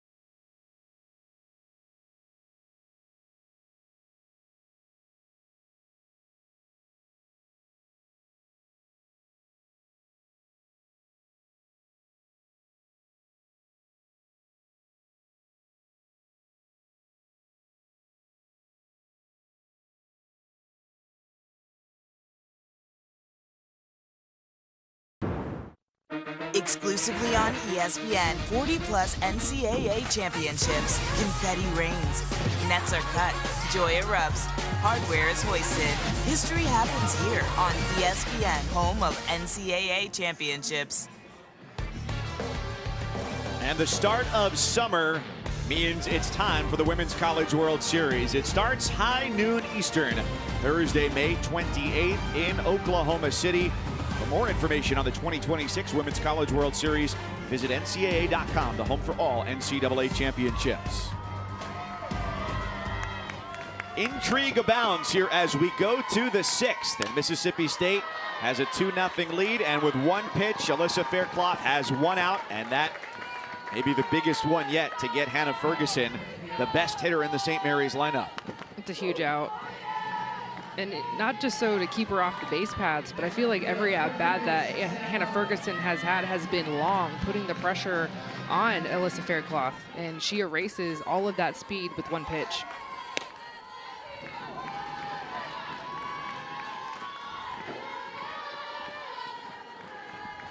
Single game high for Mississippi State.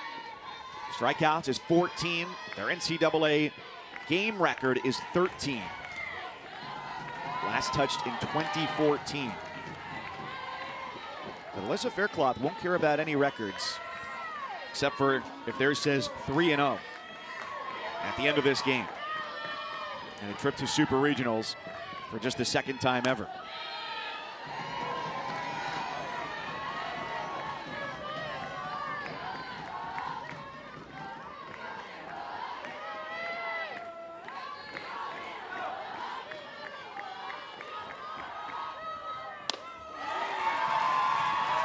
Ball 4 for Buckley. So the opportunities continue to be present here for the 3rd straight inning. Well, great googly moogly. They've got energy in the studio for 7 innings alive. It's on the ESPN app, taking you down to the final 2 games of the regional round. It's UCLA ahead of South Carolina, Mississippi State ahead of St. Mary's. All the action is available on the ESPN app. How patient is Alex Cudinelli willing to be here after striking out her first 2 times?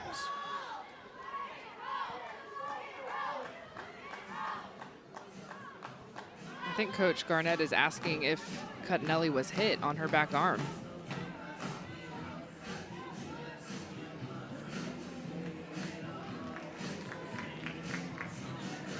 This is Jim Bertuzzi. The ruling on the field is the batter did not get hit by the pitch. St. Mary's is challenging that ruling. And like we saw earlier this weekend from Sonia Garnett, it's a bit of a Hail Mary ask to have the review here, which the umpires can initiate, and they do here starting in the 6th inning. She did that on an obstruction call earlier in the weekend, which wasn't particularly close, but worthwhile, because if you do get the outcome your way, it could change the trajectory of the inning and in turn the game. Oh, it's tough to see there.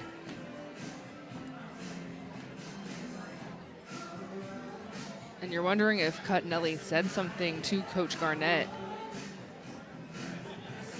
Maybe. And it becomes more difficult to tell as the ball goes into Rivera's glove because she's trying to frame it and bring it back toward the strike zone. Where if there was a carom, you'd see the ball change directions, but it's we don't have the angle. Impossible to decipher there. And you need indisputable video evidence to change the call on the field.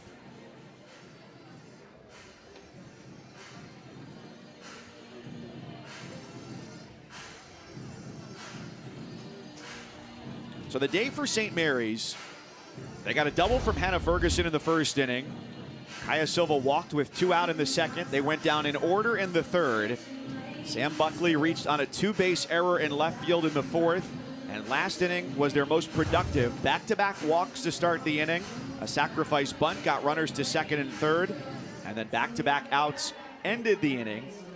Here it's Sam Buckley at first base after a walk, and Alex Cudinelli waiting to see if she'll be going to first base. Yeah, you could see in the replay that Cudinelli definitely thought that she had been hit because right away she turns to the home plate umpire. It's just really tough because the 2 angles that we're looking at, it's almost impossible to tell.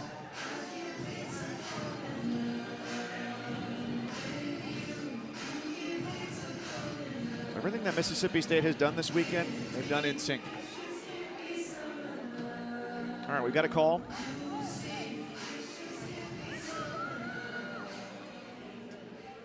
It's Jim Bertuzzi.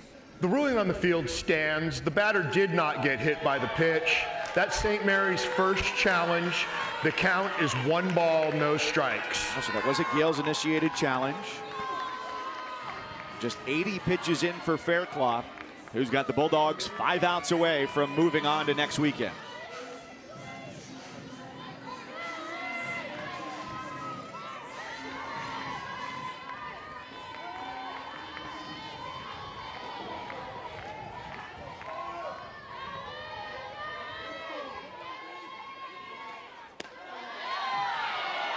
One ball, 1 strike. What's the calculus here with a fast runner at first base? A pitcher who's thrown a lot of balls below the knees of trying to take a base. But also there's a significant downside to it. Yeah, I hear what you're saying, but with the pitcher that Alyssa Faircloth is for St. Mary's, you have a base runner. Just keep it at that. Let's be happy with having a base runner and not push the issue. There's been few and far between opportunities. That's a dozen for Faircloth. She strikes out Cudinelli for the 3rd time. She's had a strikeout in every inning. She's her own team at the top. That's incredible. The bullpen was bustling last inning. It is quiet right now.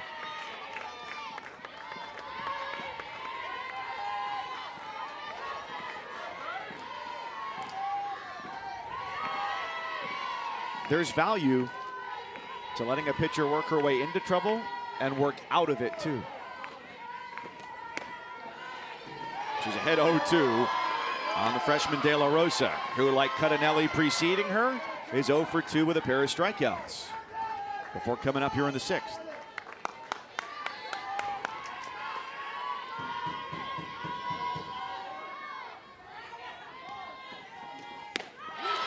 Add another one to the tally. Faircloth more strikeouts than the other 3 teams this weekend, and it's 13 through 6. Well, there's been limited opportunities for St. Mary's offensively, but every time Alyssa Faircloth has stepped up with that strikeout, the curveball is spinning.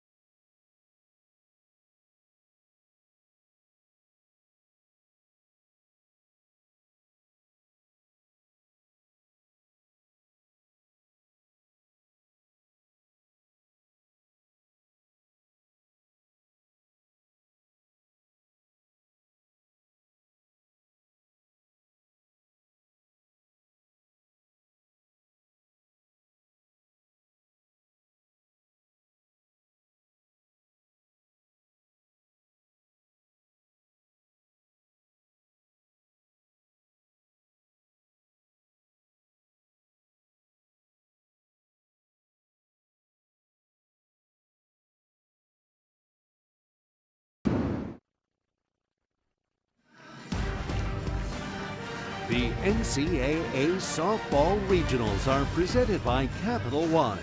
What's in your wallet? There have been several Chief Vibes Masters here this weekend. None more prominent than Broccoli Guy out in center field. St. Mary's in on the action today. Mississippi State in on it. Kenzie Fowler in on it. Myself as well. And Ali Supan, who keeps the energy high. The freshman from Phoenix City, Alabama, who went move for move with Broccoli Guy. And she is still going. Double broccoli in the dugout. They played shout between innings, and she was there for every beat of it.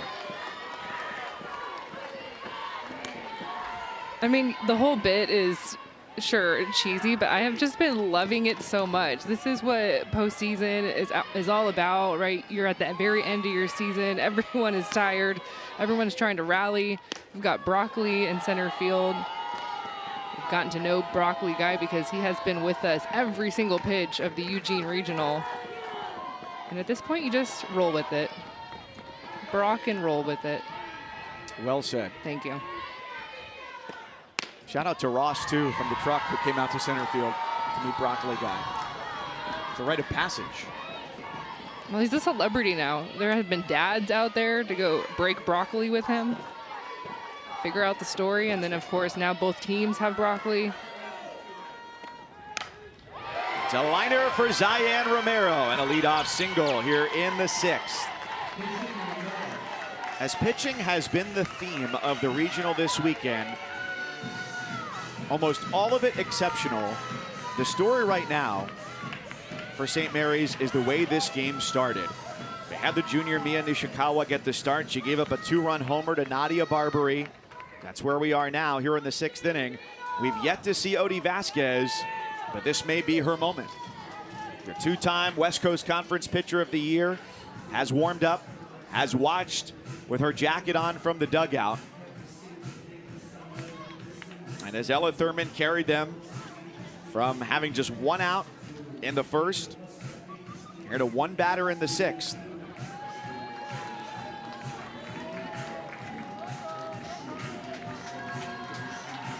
It's Odie Vasquez's time. With their season on the line, St. Mary's brings in their best pitcher.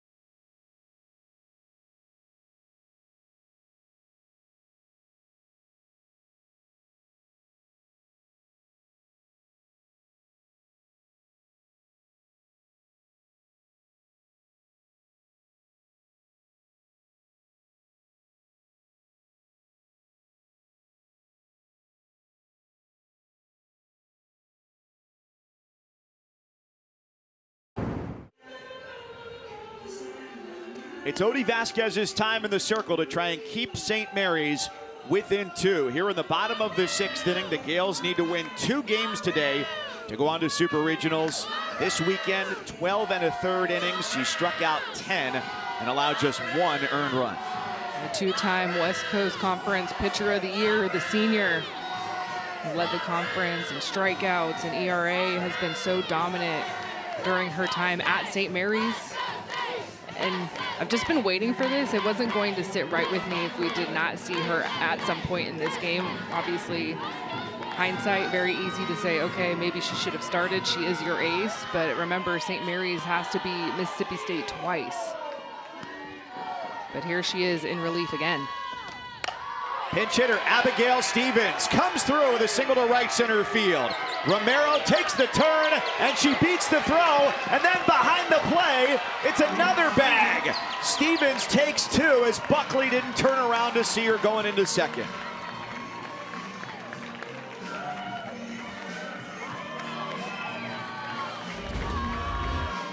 And Odie Vasquez, she pitched against Mississippi State on Friday with that game 1 here in the opening day of our regional. So a little bit of familiarity, but a pinch hitter coming in ready.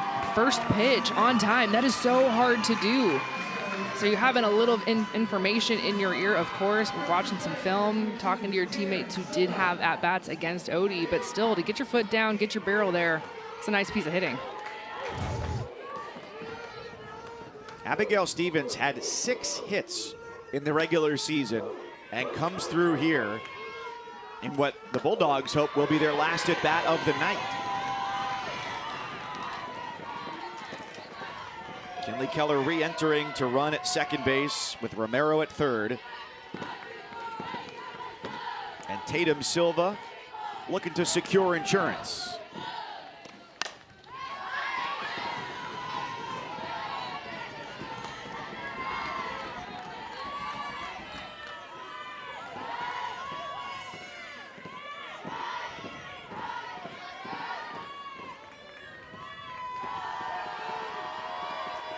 Infield in, looking to cut off a play at the plate.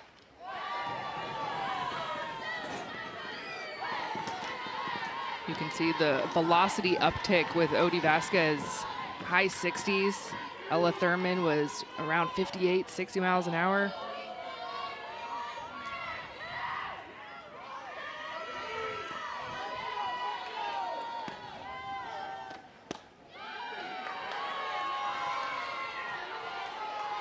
Her go-to pitch is that curveball. She'll also break off a rise ball on the outer half, so everything is really going to be about up spin.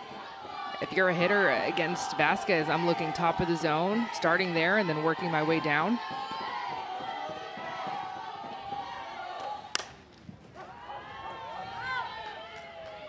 With Vasquez taking over here, Ella Thurman did an admirable job. 4 2/3, 4 hits, no runs, 1 walk. A great line with the season hanging in the balance. And had not pitched in this regional until that point.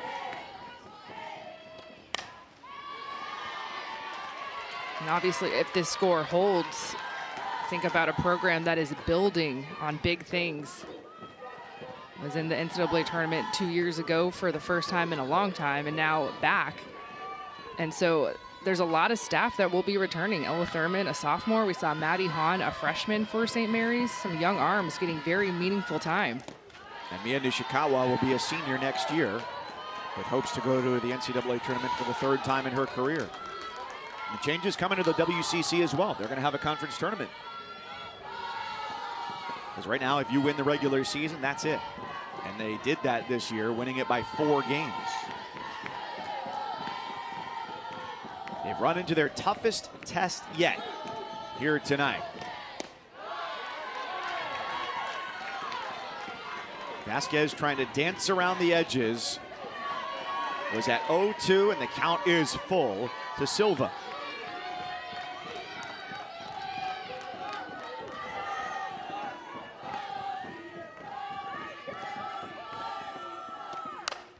And this is high, this is deep to right, and it is a 3-run bomb! In the season's biggest moment, Silva sends it yard.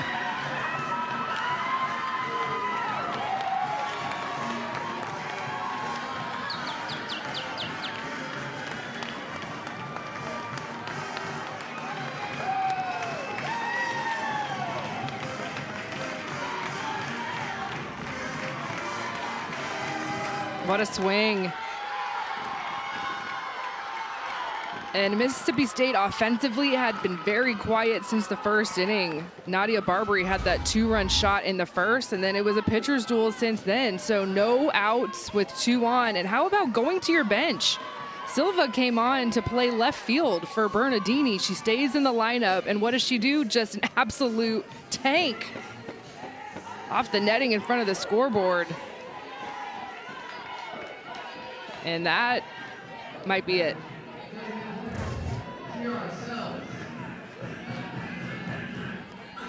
Sam Ricketts has pressed all the right buttons today. Her transfers have come through at every possible moment. Alyssa Faircloth, the transfer from Troy, has struck out 13. Tatum Silva, the transfer from Utah State, has gone yard. Even Des Rivera in the first inning, transfer from Oregon State and Iowa behind the plate, threw out a runner at third after a double.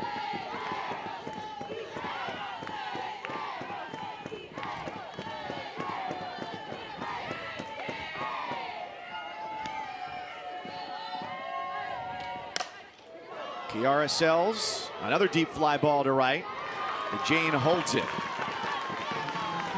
1 out.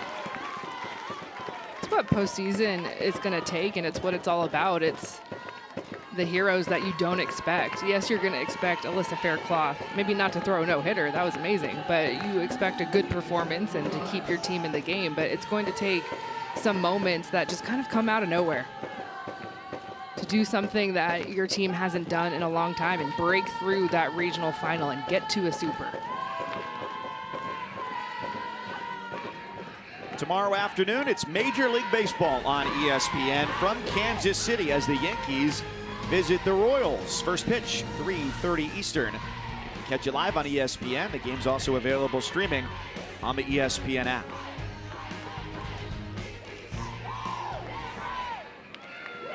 (5-0) Mississippi State. Nadia Barbary with a 2-run home run in the first. Tatum Silva with a 3-run homer here in the 6th.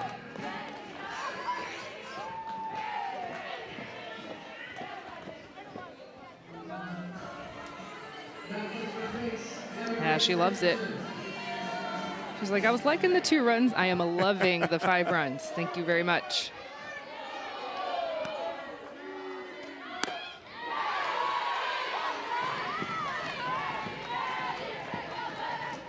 Can't help but think about the journey that Odie Vasquez has been on to get to this point.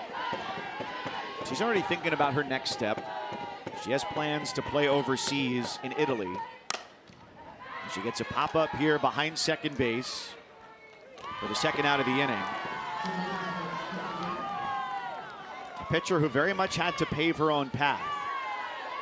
Did not have the usual support system around her. Didn't play on a big-name travel ball team.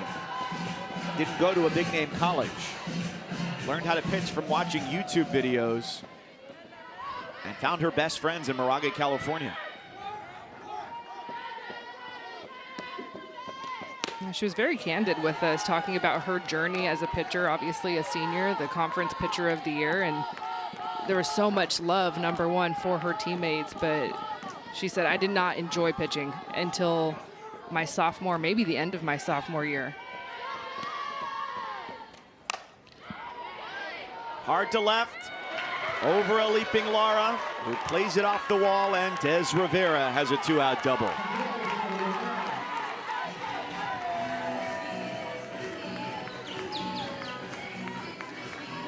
Right off the bat, with the angle of the sun, that looked like it was a difficult ball to play for the experienced left fielder.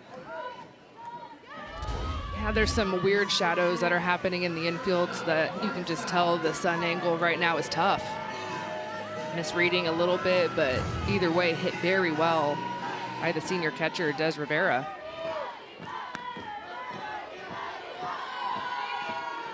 Fourth time up, Morgan Stiles. Wave and a miss against Vasquez.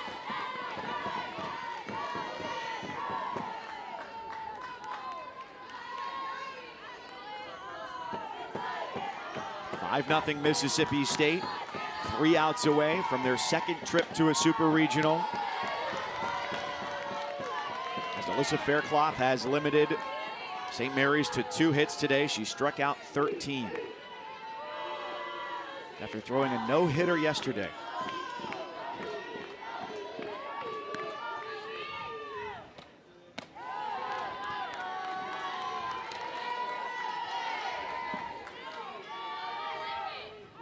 She's not the type of pitcher who needs to be left alone in big moments. She wants to have a vibrant joy throughout the dugout, and her success is the team's success.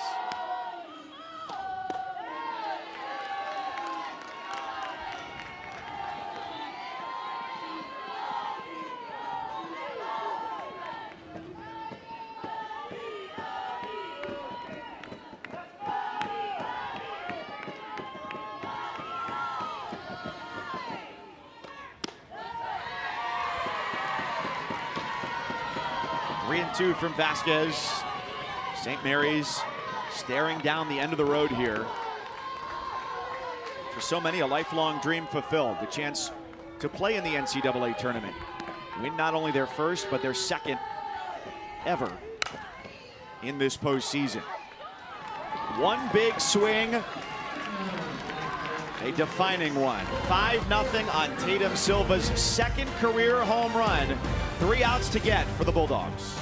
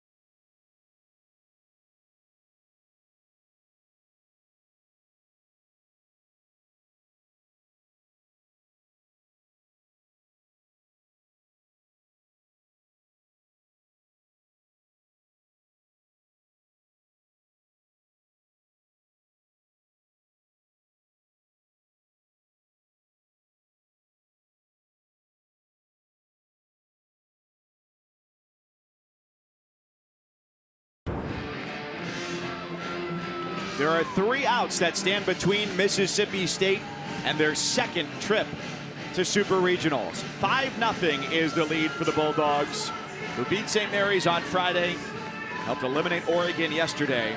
And the star of the show, both yesterday and today, Kenzie, has been Alyssa Faircloth. And I was kind of wondering who Mississippi State was going to throw, because Faircloth did go the distance yesterday with that no-no, but you just can't deny the hot hand. Facing a little bit of adversity, lost her control in the 5th with the back-to-back walks, but then was able to, of course, find that strikeout and get out of the jam. And of course, this is when also fatigue will set in a little bit. Back-to-back full games.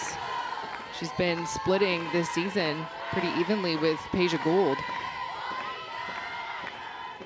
So each of the 2 remaining games on the West Coast, so fly out to right.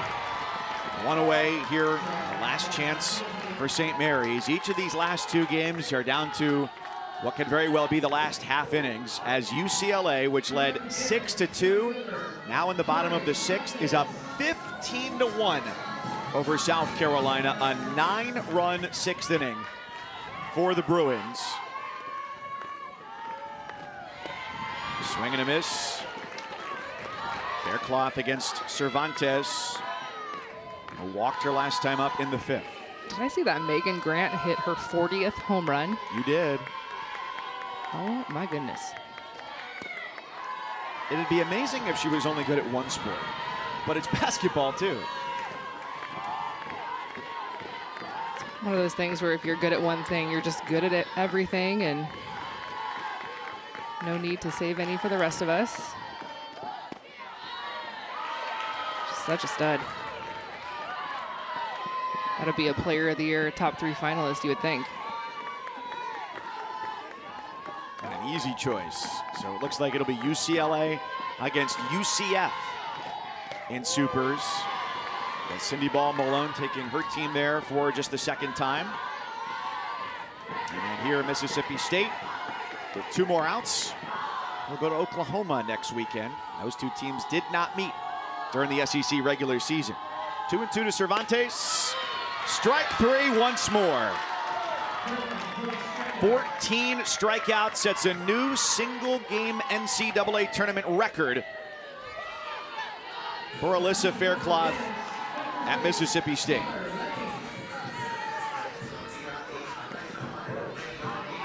Love that deep breath there. One more out to get. Nobody has struck out more than 14 in any game, regular season or postseason, in a Bulldog uniform.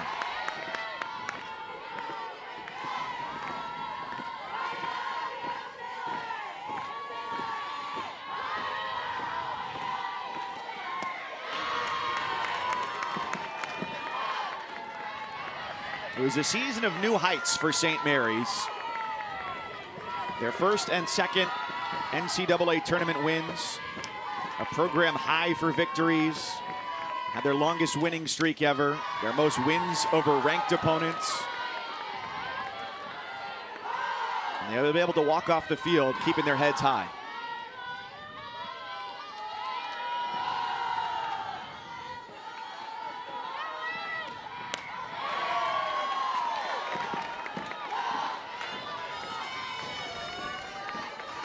Coming down to a senior here, Taylor Lane.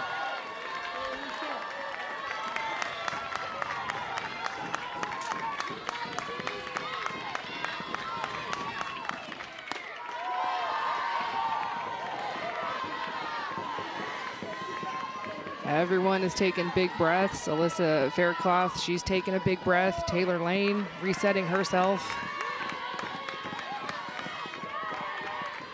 The 3-2 pitch is a dribbler to first, and pitching paves the way for Mississippi State. The Bulldogs cruise their way through the Eugene Regional, and they are going to Supers for the second time. The Oklahoma Sooners are up next for Mississippi State. And the way that they did it, back-to-back shutouts. Yesterday, the no-hitter, and then Alyssa Faircloth just does it again. Keeps the ball. You have to ride the hot hand. Peja Gould threw very well on Friday. She had a lot of strikeouts in her performance, and everyone knows how good this pitching staff is for Mississippi State. They will take you as far as they can go, and I will put this pitching staff against anyone in the country. These are two of the best, and Alyssa Faircloth is peaking at the right time. And so how good is it that their offense supported their pitchers in the way that they did? The end of the college career for Odie Vasquez comes today. Two-time West Coast Conference Pitcher of the Year, and led St. Mary's where they had never been before. Just so much to be proud of. History for the Gales this weekend. Went ahead and won their first ever NCAA tournament, and then said, we're not done. We were satisfied being here. We were satisfied trying to get to a final and advance to a super.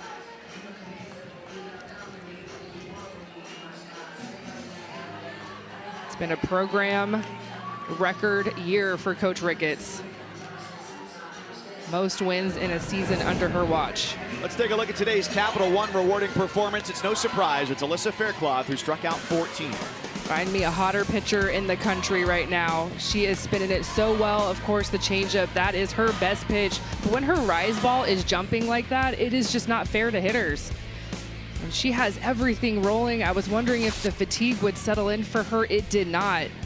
Back-to-back dominant performances in the circle for the junior. Over the course of the weekend, 15 2/3 innings, just 2 hits allowed, 26 strikeouts on the weekend for Alyssa Faircloth, who now joins us down the third baseline. Alyssa, I want to go back to Thursday when we chatted getting ready for this weekend. You told us you felt like after that first weekend or the first inning against Tennessee, you belonged in the SEC. How do you feel now, given what you've done here in the NCAA tournament? I feel amazing. I mean, all the hard work, all the early mornings, everything is paying off, and I'm just having fun out here and just enjoying every second of it. Alyssa, where do you feel like you've grown the most from when you first stepped on campus to throwing a no-hitter yesterday and then getting the ball again today? My mentality, you know, I went out there with all the confidence in the world, and I know that my teammates and my coaches have all the confidence in me, so that also helps a lot. So just going out there together as a unit. What did it do for you when your senior Nadia Barbary hit that 2-run shot in the first inning? Oh my goodness, it feels amazing. I love when they get ahead fast because it takes all the pressure off of me, and then I don't have to worry about it, and all the weight of the world is off my shoulders. There are a lot of young girls who are watching you succeed this weekend. You started your career at a mid-major. You're now in the SEC. What's your message about believing in yourself? Oh my goodness, a lot. I would just say, you know, not everybody's path is going to be the same. You know, some people go JUCO, some people go mid-major. You know, it doesn't matter. I would not trade my mid-major days for anything because I would not be able to do what I'm doing right now without those 2 years there. And I'm so grateful for those 2 years there. But just don't compare your journey to anybody else's and just stay your own path and have the confidence in yourself. Well, your journey continues to Super Regionals. Congratulations. Thank you so much. As our game concluded concurrently, so did UCLA's dominant romp over South Carolina. 15-1 the final score there. It's UCLA taking on UCF, and Mississippi State will go head-to-head with Oklahoma next weekend. Mississippi State, one of the 3 unseededs going to the Super, so really cool for the Bulldogs. They were on this stage a couple of years ago in 2022. I wonder if some broccoli will be making its way to Norman. We'll see next weekend. For those just joining the Mississippi State journey this weekend, their previous good luck talisman was a show horse named Pony that came from their preseason team talent show. But perhaps the vibes of Broccoli Guy will carry them on a high note into next weekend. Nevertheless, it's their second Super Regional ever, and they look as good as they have all year. For our entire crew, my partner Kinsey Fowler, I'm Mike Cousins, saying so long. Keep rocking and rolling in, everybody.